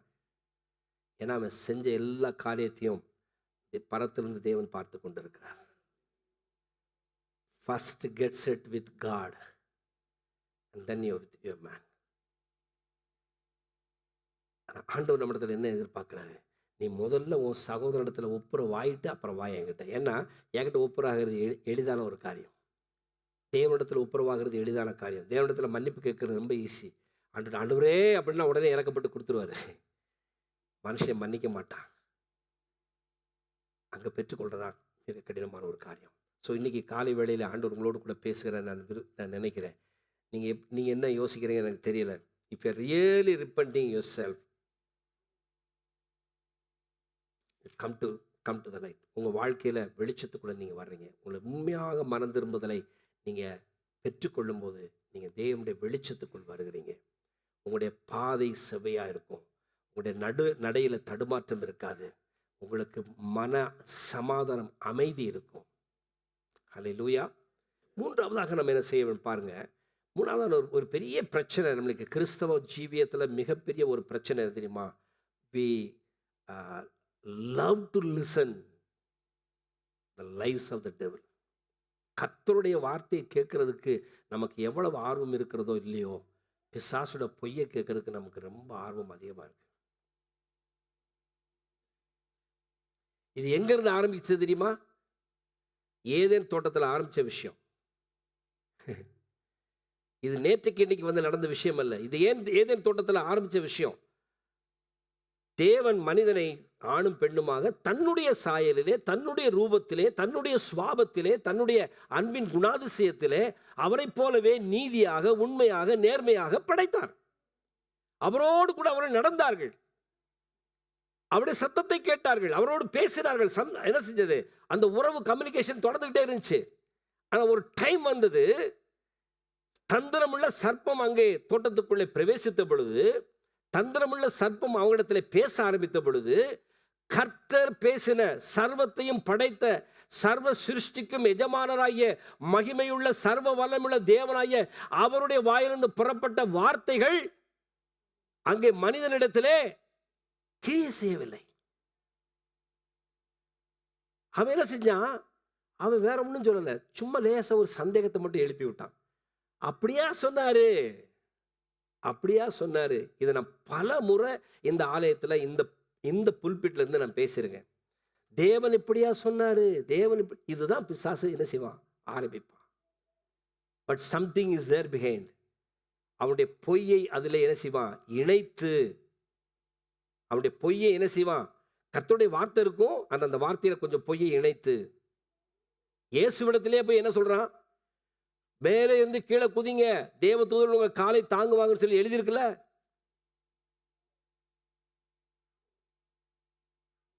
தேவ பிள்ளைகளே, கொஞ்சம் யோசிங்க. பிசாசு பொய் சொல்லுகிறவன். வேதம் சொல்லுகிறது அவன் பொய்யனும், பொய்க்கு never ever try to listen from him. அவன் பக்கம் உங்க காதவே திருப்பாதீங்க. ஆமென்.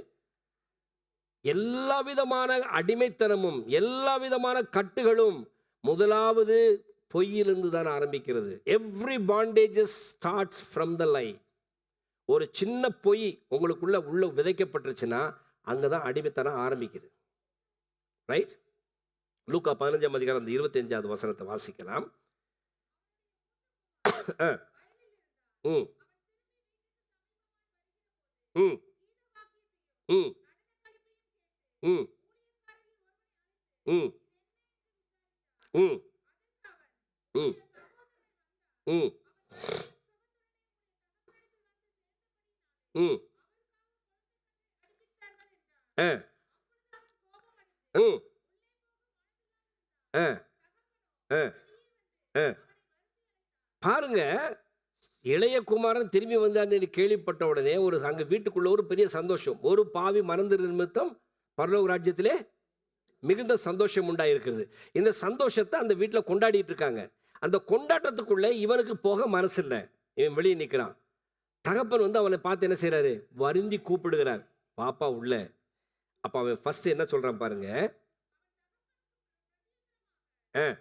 ம் ம் நான் உம்முடைய கற்பனையை மீறாதிருந்தோம். நான் ஒரு காலம் தப்பே செய்யல. இது முதலாவது பொய். பிசாசு நமக்குள்ளே சொல்லி நம்மை சொல்ல வைக்கிற முதலாவது பொய், நான் தவறே செய்யவில்லை, என் பக்கத்துல தப்பே கிடையாது. என்ன சொல்றான்? மீறாதிருந்தேன். நான் கேட்கிறேன், அப்பா அப்படி கற்பனையை மீறாதவனா இருந்தா அப்பா சந்தோஷப்படும் போது மகன் என்ன செஞ்சிருக்கணும்? ரைட்? அப்பா வீட்டுக்குள்ள ஒரு கொண்டாட்டத்தை வச்சிருக்கிறாருன்னா அவன் மகன் என்ன செஞ்சிருக்கணும்? அதுக்குள்ள அவன் என்ன செஞ்சிருக்கணும்? பங்கு பெற்றிருக்கணும். அதெல்லாம் கற்பனை மீறாது இருக்கிறது. இப்ப வெளியே நிக்கிறதுடைய காரணம் எகெயின் ஈகோ. எனக்கு கிடைக்கல, யாருக்கும் கிடைக்குது. சில நேரங்களில் நம்ம குடும்பத்தில் ரொம்ப ஃபெய்த்ஃபுல்லாக குடும்பத்தில் உழைப்போம். நம்முடைய குடும்பத்துக்காக ஃபெய்த்ஃபுல்லாக ஒரு 5 பேர் 6 பேர் சகோதரர் இருக்காங்கன்னு வச்சுக்கோமே. ஒரு மகன் ரொம்ப சின்சியராக குடும்பத்துக்காக உழைப்பார். எல்லாத்தையும் எல்லாம் இது பண்ணிப்பார். இன்னொருத்தன் எதுவுமே செய்ய மாட்டான். இன்னொரு பையன் தருதலையாக இருப்பான். அந்த அப்பா அம்மா என்ன செய்வாங்க? சில நேரங்களில் அவனுக்கு கொஞ்சம் சைடு பண்ணுவாங்க. பாவண்டா பொழைச்சிட்டு போட்டோம். அப்போ இந்த உண்மையாகவே வீட்டில் இருந்து செய்கிறவனுக்கு என்ன இருக்கும் சொல்லுங்க? கோவம் வரும். எல்லாத்தையும் போட்டு இழுத்து போட்டு நான் செஞ்சுட்டு கிடக்கிறேன், இல்லை நான் செலவழிக்கிறேன், நான் தான் எல்லாத்தையும் பார்க்குறேன், என்னை விட்டுட்டு அவனவே தான்.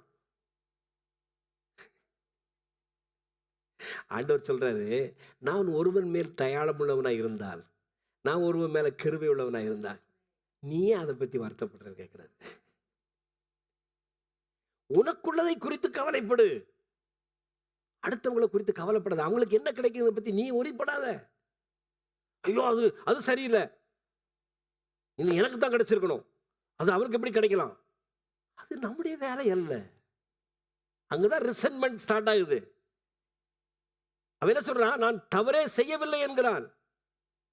அவன் இப்போ அவன் அப்பாவை விட்டுட்டு வெளியே நிற்கிறதே முதலாவது ஒரு தவறு. அவன் தவறே செய்யலைங்கிறான். ஃபர்ஸ்ட் பொய். ரெண்டாவது பொய் பாருங்க, என்ன சொல்றான் பாருங்க.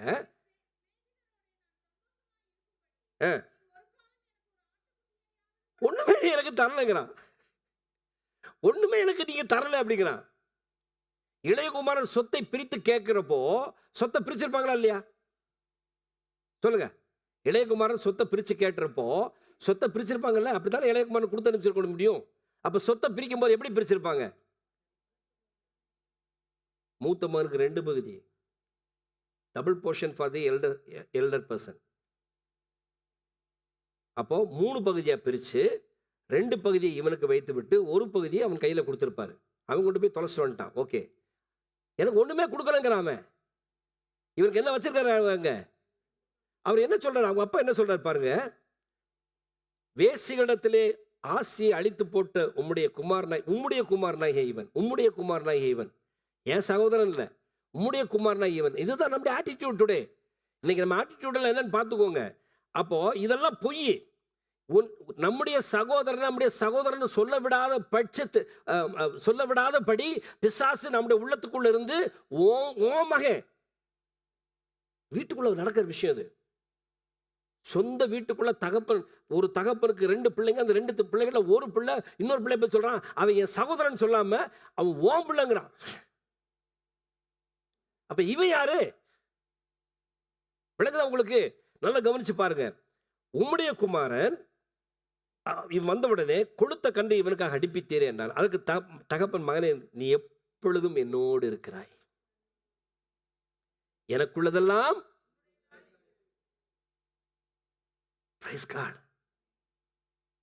பாருங்க. தகப்பன் சொல்லுகிறான், நீ எப்பொழுதும் என்னோடு கூட இருக்கிறாயின்னு. மகன் எங்க சொன்னானா, நான் உங்க கூட தான் இருக்கிறேன்னு. மகன் சொல்லல. இதுவெல்லாம் பிசாசு உருவாக்குகிற பொய். இதனாலதான் குடும்பங்கள்ல இன்னைக்கு பிரச்சனைகள் வருகிறது. அருமையான தேவ பிள்ளைகளே, சத்துருடைய சத்தத்தை கேட்பதற்கு எந்த மட்டும் நீங்கள் செவிசாய்ப்பீர்கள்? ஆண்டவர் சொன்ன ஒரே ஒரு பிரமாணம், இந்த கனியை புசிக்காதப்பா, செத்து போவப்பா, நஞ்சுப்பா, விஷம், செத்துருவடா, தயவு செய்து தொட்டு கூட பார்த்துறாது. வேண்டாம், அவர் தொட்டு கூட பார்க்கன்னு சொல்ல வேண்டாம், இது விஷம், சாப்பிட்றாதன்னு சொன்னார். அவன் வந்து பிசாக்க எல்லாத்தையும் சாப்பிட வேணாம்னு சொன்னாரா? இல்லை, அப்போ இதை சாப்பிடலாம்ல. இல்லை, அந்த பழத்தை சாப்பிட வேணான்னாரு. அதை தொடக்கூட கூடாதுன்னு கொஞ்சம் ஒரு தொடக்கூட கூடாதுன்னாரு. அப்படியே சொன்னாரு. இந்த தொட்டுக்க என்ன ஒன்றும் ஆகலை, எனக்கு நீ தொட்டுப்பாரு, ஒன்றும் ஆகலை, தொட்டுப்பாரு, ஒன்றும் ஆகலை, அப்போ சாப்பிட்டு பாரு, உன் கண்ணு திறக்கும். அவர் இதெல்லாம் தெரிஞ்சுதான் நீ அவரோட பெரிய ஆளாயிருவேன்னு சொல்லி உன்னை கட்டுப்படுத்தி வைக்கிறதுக்காக வேண்டி சொல்லியிருக்காருப்பா. நீ சாப்பிட்டு பார்த்தீரு, உன் கண்ணு திறந்துடும், நீ பெரிய ஆளாயிருவ, பாரு, வேணாலும் பாரு, தேவதூதர் மாதிரி ஆயிடுவேன் அப்படி சொன்னோன்னு நினைஞ்சிச்சு. பிசாசுனுடைய பொய்யை நம்பினார்கள், தேவனுடைய வார்த்தையை நம்பவில்லை. இன்னைக்கு இருக்க மிகப்பெரிய பிரச்சனை அதுதான்.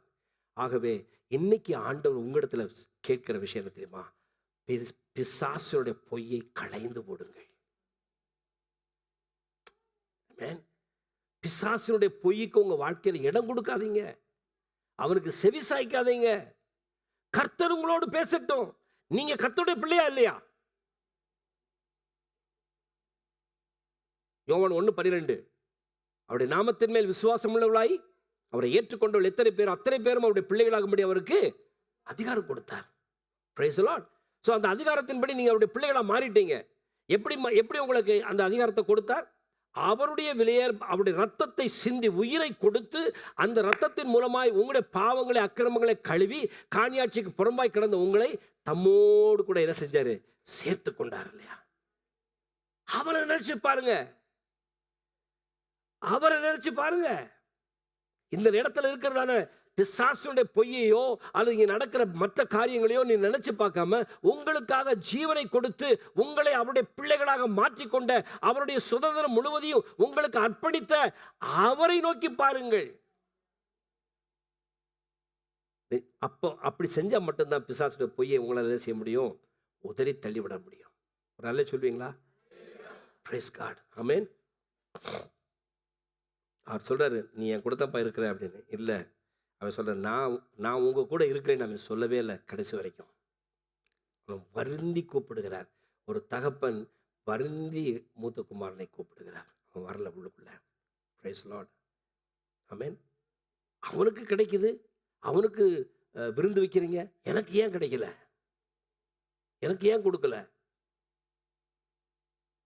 அப்பா சொல்றாரு, நீ வேணும்னு நினைச்சிருந்தா உனக்கு எல்லாமே உனக்குரியது தானே. இங்க இருக்கிறது எல்லாமே உனக்குரியது தானே. நீ எப்பொழுது வேண்டுமானாலும் அனுபவிக்கலாமே. அப்ப இன்னைக்கு வரைக்கும் உனக்கு அந்த அனுபவிக்கிற, அதாவது அவனுக்கு எப்படின்னா, இன்னைக்கு வரைக்கும் அந்த மாதிரி ஒரு பார்ட்டி வைக்கணும், இந்த மாதிரி ஒரு விருந்து வைக்கணும், இந்த மாதிரி சந்தோஷமா இருக்கணும்னு அவன் ஒரு நாள் நினைக்கல. ரைட்?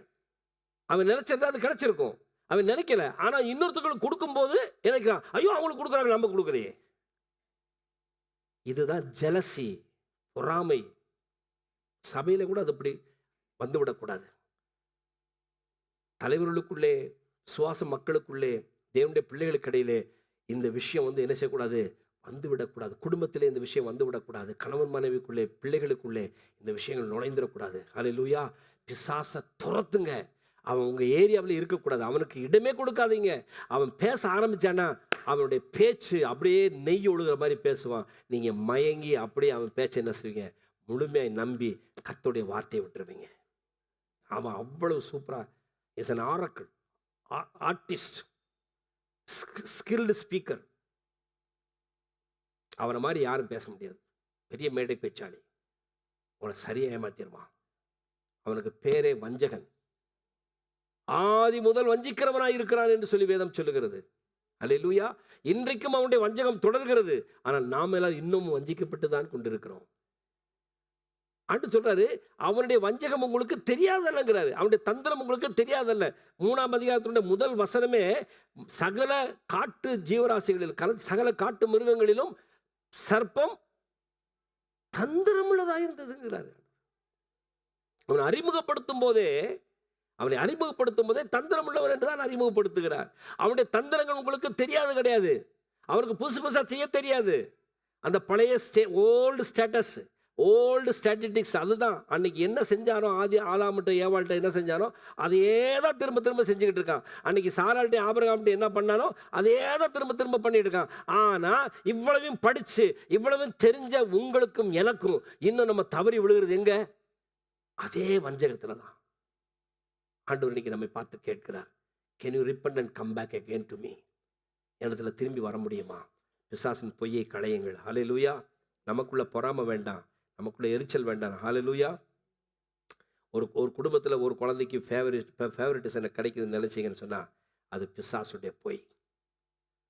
ஒருவேளை பெற்றோர்கள் அப்படி செய்திருந்தா கூட பாருங்கள், யாக்கோபுக்கும் ஏசாவுக்கும் இடையில நடந்த விஷயங்களில் ஏசாவுக்கு அவங்க அப்பா சப்போர்ட்டாக இருக்க மாதிரி இருந்தது, யாக்கோபுக்கு அவங்க அம்மா சப்போர்ட்டாக இருந்த மாதிரி இருந்தது. குடும்பத்துக்குள்ள குழப்பங்கள் இருந்தால் கூட கர்த்தர் நேர்த்தியாக யாரை என்ன செய்ய வேண்டும் என்று தீர்மானித்திருந்தாரோ அதை அவர் செய்து முடித்தார். உனக்கென்ன குறித்ததை அவர் நிறைவேற்றி முடிக்கிற வரைக்கும் விட மாட்டார். ஹல்லேலூயா. அதனால் அதில் கவனமாக இருங்க, அதில் ஜாக்கிரதையாக இருங்க. அவனுக்கு என்ன நடந்தது, இங்கே என்ன நடந்தது என்பதை குறித்து நீங்கள் கவலைப்பட வேண்டிய அவசியமே இல்லை. ஹல்லேலூயா. ஆமென், ஆமென்.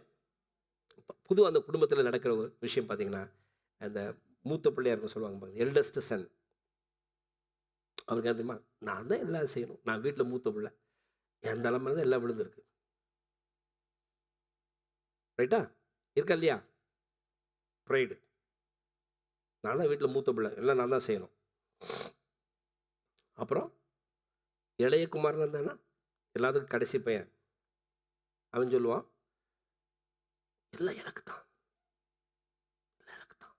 எல்லாரும் எனக்கு செய்யணும், எல்லாரும் எனக்கு செய்யணும். செல்ஃபிஷ்னஸ், சுயநலம். இந்த நடுவில் இருக்கிற மேலேயும் போக முடியாது, கீழே வர முடியாது, நடுவுலவன். அதுக்கு பேர், அவனுக்கு பேர் என்ன பேரு? அவன் புறக்கணிக்கப்பட்டவன். இது எல்லாமே பொய், இது எல்லாமே பிசாசோட பொய். எல்லாமே நான் தான் செய்யணும், அது பிசாசோட பொய். அப்படி அவசியமே இல்லை. ஒரு குடும்பம் இருந்தால் எல்லாரும் சேர்ந்து காரியங்களை செய்ய வேண்டும், எல்லாருமா இசைந்து இணைந்து. அதுதான் ஆண்டவர் சொல்றாரு, கர்த்தருக்கு பயப்படுகிற மனுஷன் இவ்விதமாய் ஆசீர்வதிக்கப்படுவான். மனைவி வீட்டவர்களை கனிதரும் திராட்சை கொடியை போல இருப்பாள், பிள்ளைகள் பந்தியை சுற்றும் ஒலிவு மர கன்றுகளை போல இருப்பார்கள். அவன் செய்வதெல்லாம் வாய்க்கும். எல்லாம் கோஆர்டினேட்டடா, எல்லாம் ஒன்று சேர்ந்து இணைந்து சரியாக நடக்கும். ஹல்லேலூயா. ஆமென். அதுதான் உண்மையான சுதந்திரம். நீங்கள் உங்கள் மனசுக்குள்ளே கற்பனை பண்ணி எதையாவது கொண்டு வந்து உங்களை நீங்களே அடிமைப்படுத்தி கொள்ளக்கூடாது என்பதுதான். ஆமென், ஹல்லேலூயா. இதெல்லாமே பொய். அந்த பிசாசுடைய பொய்க்கு நீங்கள் என்ன செய்யக்கூடாது? விட்டு கொடுத்து விடக்கூடாது. ஹல்லேலூயா. உங்களுடைய புதிய குடும்பத்துக்குள்ளே ஆண்டவராய் இயேசு கிறிஸ்து ஞானஸ்நானத்தின் மூலமாய் உங்களை சேர்த்து கொண்டார். பரிசுத்த ஆவியின் மூலமாய் உங்களை அவர் என்ன செய்ய பெரியவர்களாக்கும்படியாக புது பலனையும் புதிய தெளிந்த புத்தியும் உங்களுக்குள்ளே அவர் தந்திருக்கிறார். ஆமென். ரோமரை நீங்கள் படிச்சீங்கன்னா 6ஆம் அதிகாரத்தை நீங்கள் படித்து பாருங்க. அது முழுவதும் நமக்கு அருமையாக சொல்லிக் கொடுக்கிறது. ஹல்லேலூயா. இன்னைக்கு வசனத்தை எடுத்து சொல்றதுக்கு எனக்கு நேரம் இல்லை. அதனால் நான் முடிக்க போகிறேன். கடைசியாக ஒரு விஷயம், அந்த 15ஆம் அதிகாரத்தினுடைய 22வது வசனத்தை வாசித்து நம்ம முடிக்கலாம். எல்லாருமே சேர்ந்து நம்ம வாசிக்கலாமா? எல்லாருமே சேர்ந்து வாசிக்கலாம். அப்பொழுது தகப்பன் தன் ஊழியக்காரரை நோக்கி, நீங்கள் உயர்ந்த வஸ்திரத்தை கொண்டு வந்து இவனுக்கு உடுத்தி இவன் கைக்கு மோதிரத்தையும் கால்களுக்கு பாதரட்சியும் போடுங்கள். கொழுத்த கன்றை கொண்டு வந்து அடியுங்கள். நாம் புசித்து சந்தோஷமாக இருப்போம். பரலோக ராஜ்யம் சந்தோஷமாக இருக்கிற ஒரு இடம். ஹல்லேலூயா, ஹல்லேலூயா. அது என்ன தெரியுமா? தேவனுடைய ஈவினால் நிறைந்த ஒரு இடம். ஹல்லேலூயா. மனம் திரும்புகிறவர்களுக்கு என்று தேவன் ஈவுகளை வைத்திருக்கிறார். எந்த ஒரு மனுஷன் ரிசர்வ்டாக வச்சிருக்கிறானோ, மனம் திரும்ப முடியாதுங்கிற நிலையில ஒரு கடினமான மனதோடு இருக்கிறானோ, தன்னை ஒப்பு கொடுக்காத மனதோடு இருக்கிறானோ, அவனுக்கு எந்த விதமான பரிசுமே இல்லை. Praise God. மனம் திரும்புகிற ஒரு பாவி நிமித்தம் பரலோக ராஜ்யத்தில் மிகுந்த சந்தோஷம் உண்டாயிருக்கிறது. அந்த மனம் திரும்புகிற ஒருவனுக்கு அவர் என்ன சொல்றாரு சொன்னா, ரோப் ஆஃப் ரைச்சஸ்னஸ். ஹல்லேலூயா. ஏசாயா தீர்க்கதரிசியின் புத்தகம் 61வது அதிகாரம் 10வது வசனத்தை வாசிக்கலாம். ஏசாயா 61:10. சீக்கிரம் எடுத்து வாசிங்க. ம்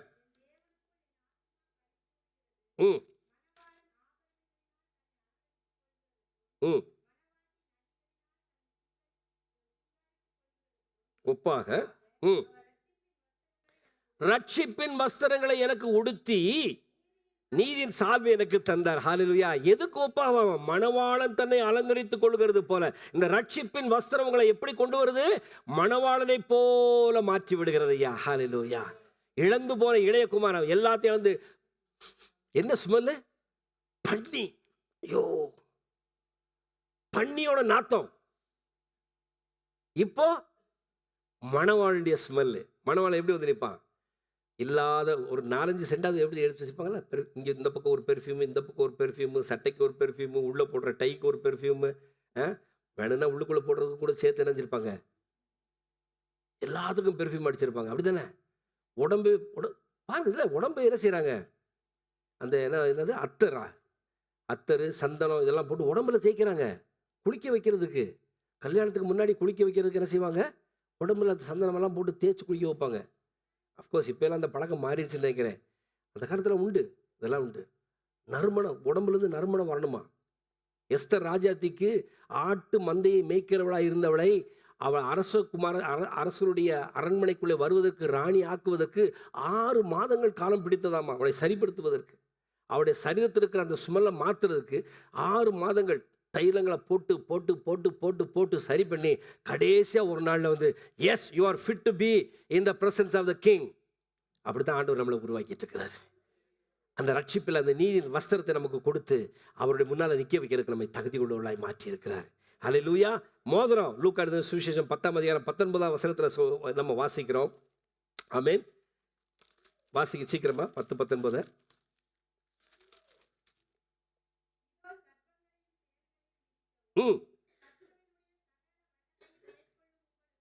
அதிகாரம் கொடுக்கிறேன். God has given you an authority over everything on this earth.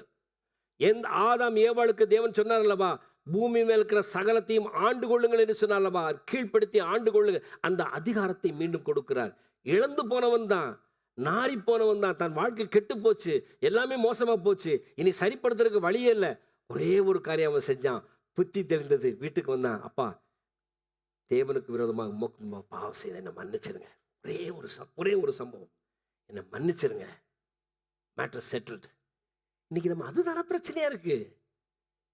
என்னை மன்னிச்சிருங்கன்னு சொல்றதுக்கு நமக்கு முடியல. நேற்றுக்கு காரில் போயிட்டு வந்துட்டு இருந்தோம். சின்ன பையன் ஏதோ பேச்சு வாக்கில் பேசும்போது அந்த பிள்ளைங்களோட விளையாடுற மாதிரி பேசிட்டே வந்தான். அப்போ நான் ஏதோ சொன்னோன்னே அதே அவங்கள்ட்ட யூஸ் பண்ண அதே வார்த்தையை ஏன்ட்டே யூஸ் பண்ணிட்டான். உடனே அவங்க அம்மா ஒரு அடி போட்டு, தாத்தாவை அப்படி சொல்லக்கூடாது, மரியாதை சாரி கேளு. இன்னொரு அடி போட்டாங்க. அப்பவும் அப்படியே தான் உட்காந்துருக்கான். அந்த வயசில் அவனுக்கு சாரி கேட்க முடியலைங்க. அப்புறம் நீங்கள் கேட்பீங்களா? கேட்பீங்களா தம்பி? கஷ்டம். கேட்பீங்களா? கேட்பீங்களா? உங்களை தான் கேட்குறேன். கேட்பீங்களா? கேட்பீங்களா? கஷ்டம். கண்ணாடியை திறந்து தூக்கி வெளியே போட்டுருவோண்டா அப்படிங்கிறான். அப்பவும் கேட்க மாட்டேங்கிறான். என்னை வெளியே தூக்கி போடாத, எனக்கு பயமா இருக்குங்கிறான்.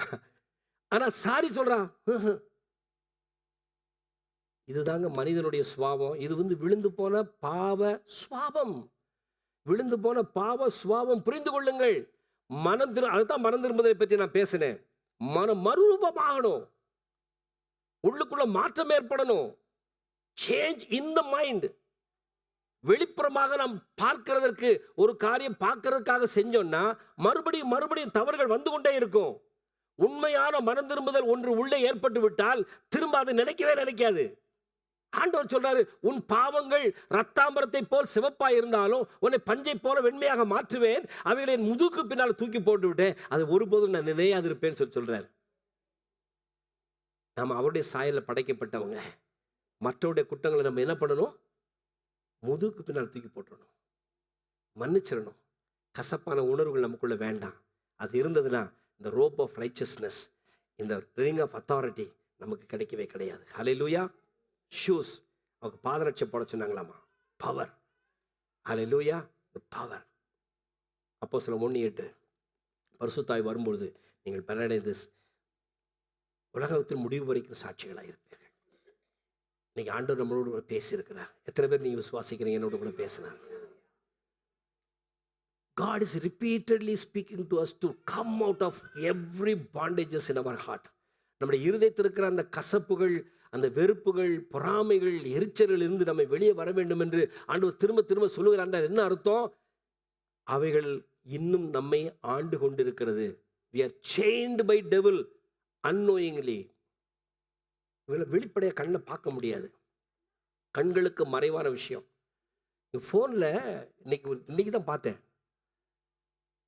வாட்ஸ்அப்பில் ஒரு இது கொடுத்துருக்கான். எப்படி கொடுத்துருக்கான்னா, ஒரு குறிப்பிட்ட வாட்ஸ்அப் மெம்பரில் சேட் வருதுல்ல, ஹைடுன்னு கொடுத்தா அந்த சேட் வெளியே தெரியாது.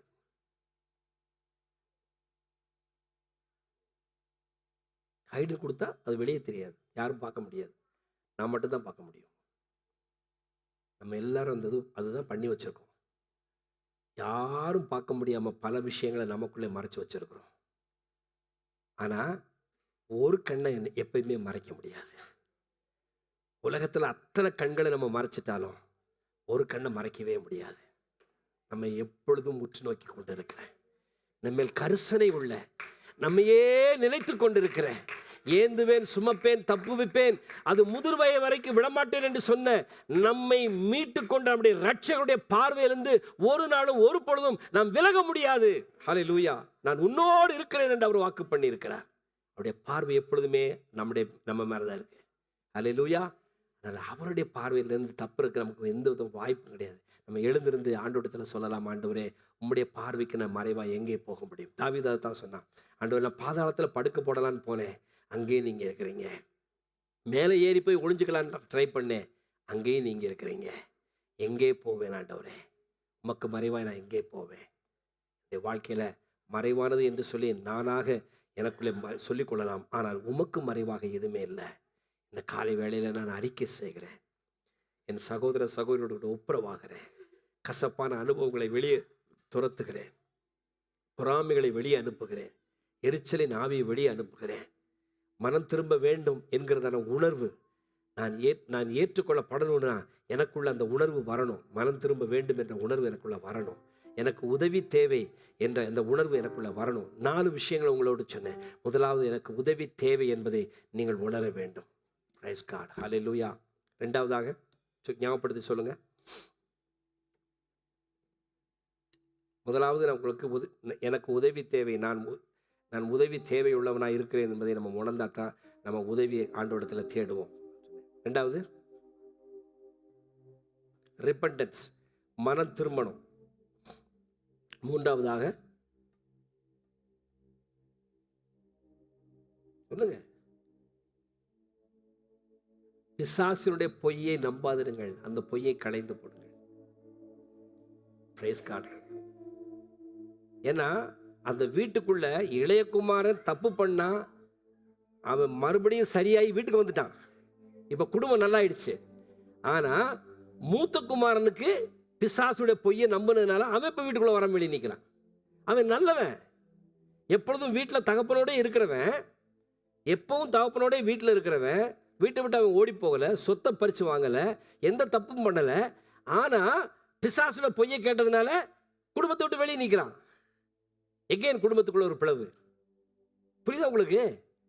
பிசாசுடைய பொய்யை நம்பாதீங்க. நாலாவதாக, தேவன் மனம் திரும்பும் பொழுது நமக்காக வைத்திருக்கிறதான அந்த பெரிய பரிசுகள். அல்லேலூயா. நீதியின் வஸ்திரம், அதிகாரம் என்கிற முத்திரை மோதிரம், பிரைஸ் லார்ட், வலிமை, பராக்கிரமம் என்கிற பாதரட்சை. அல்லேலூயா. பரிசுத்த ஆவியானவரால் நமக்கு கொடுக்கப்படுகிறது. இந்த காலை வேளையில் நம்ம ஒப்பு கொடுத்து ஜெபம் பண்ணலாம். ஆண்டவர்கிட்ட கேட்கலாம், ஆண்டவரே எனக்கு உதவி செய்யுங்கப்பா, எனக்கு உதவி செய்யுங்க. You need help. இங்கே நிறைய பேருக்கு அந்த உதவி தேவை, நிறைய பேருக்கு அந்த உதவி தேவை. ஆனால் நம்ம முன்னால் வரமாட்டோம். எனக்கு தெரியும், நம்ம முன்னால் வந்தேன்னா ஐயோ இவர் நம்ம முன்னால் வர்றவங்க எல்லாரும் மோசமானவங்களும், முன்னால் வராமல் பின்னால் நிற்கிறவங்க எல்லாரும் ரொம்ப யோக்கியமானவங்களும் பரிசுத்தமானவங்களுங்கிற ஒரு எண்ணம் நமக்குள்ளே இருக்குது. ரைட்? என்ன பாருங்கள், கொஞ்சம் ஒரு நிமிஷம் என்ன பாருங்கள், கண்களை மூடுறதுக்கு முன்னாடி என்ன பாருங்கள். ஒரு ஜெபத்துக்காக நான் முன்னால் கூப்பிட்றேன்னா, ஒரு 10 பேர் முன்னால் வந்துட்டாங்கன்னா, அந்த பின்னால் நிற்கிறவங்களாம் என்ன யோசிப்பாங்க தெரியுமா? ஓ, அவனுக்குள்ள பிரச்சனை இருக்கோ, அவன் தப்பு பண்ணிட்டானோ, அவன் ஓடுறான் பாரு. நம்மளாம் யோகியம், நம்மளாம் நேர்மையானவங்க, நமக்குள்ள ஒரு பிரச்சனையுமே இல்லை. அதுதான் பிரச்சனை. தயவு செய்து உங்களுக்கு உள்ள தேவையை உணர்ந்து ஆண்டவரிடத்தில் மனம் திரும்புங்க. ஆமென். ஒரு கிறிஸ்தவ ஜீவியம் என்பது விளையாட்டான ஒரு விளையாட்டு அல்ல. இந்த குழந்தைங்க சேர்ந்து கடல் ஓரத்தில் மணலில் வீடு கட்டி விளையாடுவாங்க தெரியுமா? கோட்டை கட்டுறது, வீடு கட்டுறதெல்லாம் மணலில் செய்வாங்க. அது எவ்வளோ நேரத்துக்கு நிலச்சிருக்குங்கிறீங்க? எவ்வளோ நேரத்துக்கு நிலச்சிருக்கும்? கோட்டை கட்டலாம் 5 நிமிஷம், அடுத்த அலை வந்தால் முடிஞ்சது. அதுபோல ஒரு விளையாட்டல்ல இது. இது ரட்சிப்பு, ஜீவனால் பெற்றுக்கொள்ளப்பட்ட ரட்சிப்பு, ரத்தம் சிந்தி மீட்டு கொண்ட மீட்பு. ஹல்லேலூயா. அதனுடைய வலி அவருக்கு தான் தெரியும். அவர் தன் உயிரை கொடுத்து பணயம் வைத்து உங்களுக்கு வாங்கி கொடுத்ததுனால அதனுடைய விலை, அதனுடைய வலி, அது அவருக்கு மட்டும்தான் தெரியும். உங்களால் உணர முடியாது. நான் இன்னைக்கு சொல்றேன், அருமையான தேவ ஜனமே, மனம் திரும்புங்க. காலம் சமீபமாக இருக்கிறது. ரொம்ப காலம்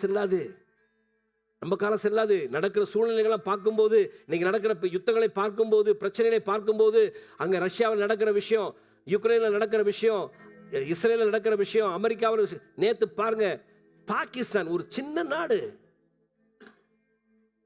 ஈராக்கை போய் தாக்கி இருக்கிறான், அங்கே போய் குண்டு போட்டிருக்கான். இப்போ திரும்ப அவன் பதிலுக்கு அவன் வந்து குண்டு போட வந்திருக்கான். இவங்களுக்குள்ள பிரச்சனை. 2 பேருமே ஒரே இதை சேர்ந்தவர்கள், ஒரே இனத்தை சேர்ந்தவர்கள். ஆனால் அவங்களுக்குள்ள விரோதமாக சண்டை வந்திருக்கு. என்ன நடக்கிறது என்றே தெரியவில்லை. நேற்றுக்கு ஒரு செய்தி படித்தேன், ஏலியன் எங்கேயோ வந்தாங்க, சூலூருக்கு வருவான்னு போட்டிருக்கு. அதில் அப்படியே போட்டிருக்கு, சூலூருக்கு வருவான்னு போட்டிருக்கு.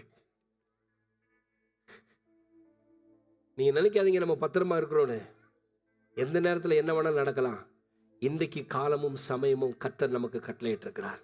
இன்றைக்கு மனம் திரும்பி அந்த மீட்பு, அந்த சந்தோஷத்தை, சங்கீதம் 16 வசனத்தில் நம்ம படிக்கிறோம்ல, அவருடைய வலது பாரசத்திலே நித்திய பேரின்பம் உண்டு. ஹல்லேலூயா. அதை நம்ம சுதந்திரித்துக் கொள்ளலாமா? கண்களை மூடி, யாரும் கண்ணை திறந்து பார்க்க வேண்டாம். கண்களை மூடி ஆண்டவருக்கு முன்னால் உங்களை பொறுத்த செய்யுங்களா. I don't want to call you in the front, but if you really need help, if you really need prayer, please raise your hand, I will pray for you. உங்களுக்காக நான் ஜெபிக்க விரும்புகிறேன்.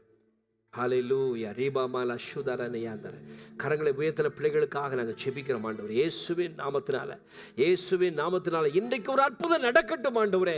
அந்த வீட்டில் ஆண்டவரே அப்பா, இளைய குமாரன் திரும்பி வந்த பொழுது ஏற்பட்ட அந்த மகிழ்ச்சியும் அந்த விருந்து கொண்டாடுதலும் இன்றைக்கு மறுபடியும் எங்களுடைய சபையிலே உண்டாகட்டும் என்று நாங்கள் ஜெபிக்கிறோம். இயேசுவின் நாமத்தினாலே எல்லா விதமான கர்த்தாவே அநியாயமும் எல்லா விதமான அக்கிரமமும் இந்த இடத்தை விட்டு கடந்து போவதாக. பிசாசுடைய தந்திரங்கள், அவனுடைய வஞ்சகங்கள் இனி பலிக்காது, அவனுடைய பொய் இனி பலிக்காது என்று சொல்லி இயேசுவின் நாமத்தினாலே நாங்கள் அறிக்கையிட்டு ஜெபிக்கிறோம் ஆண்டவரே.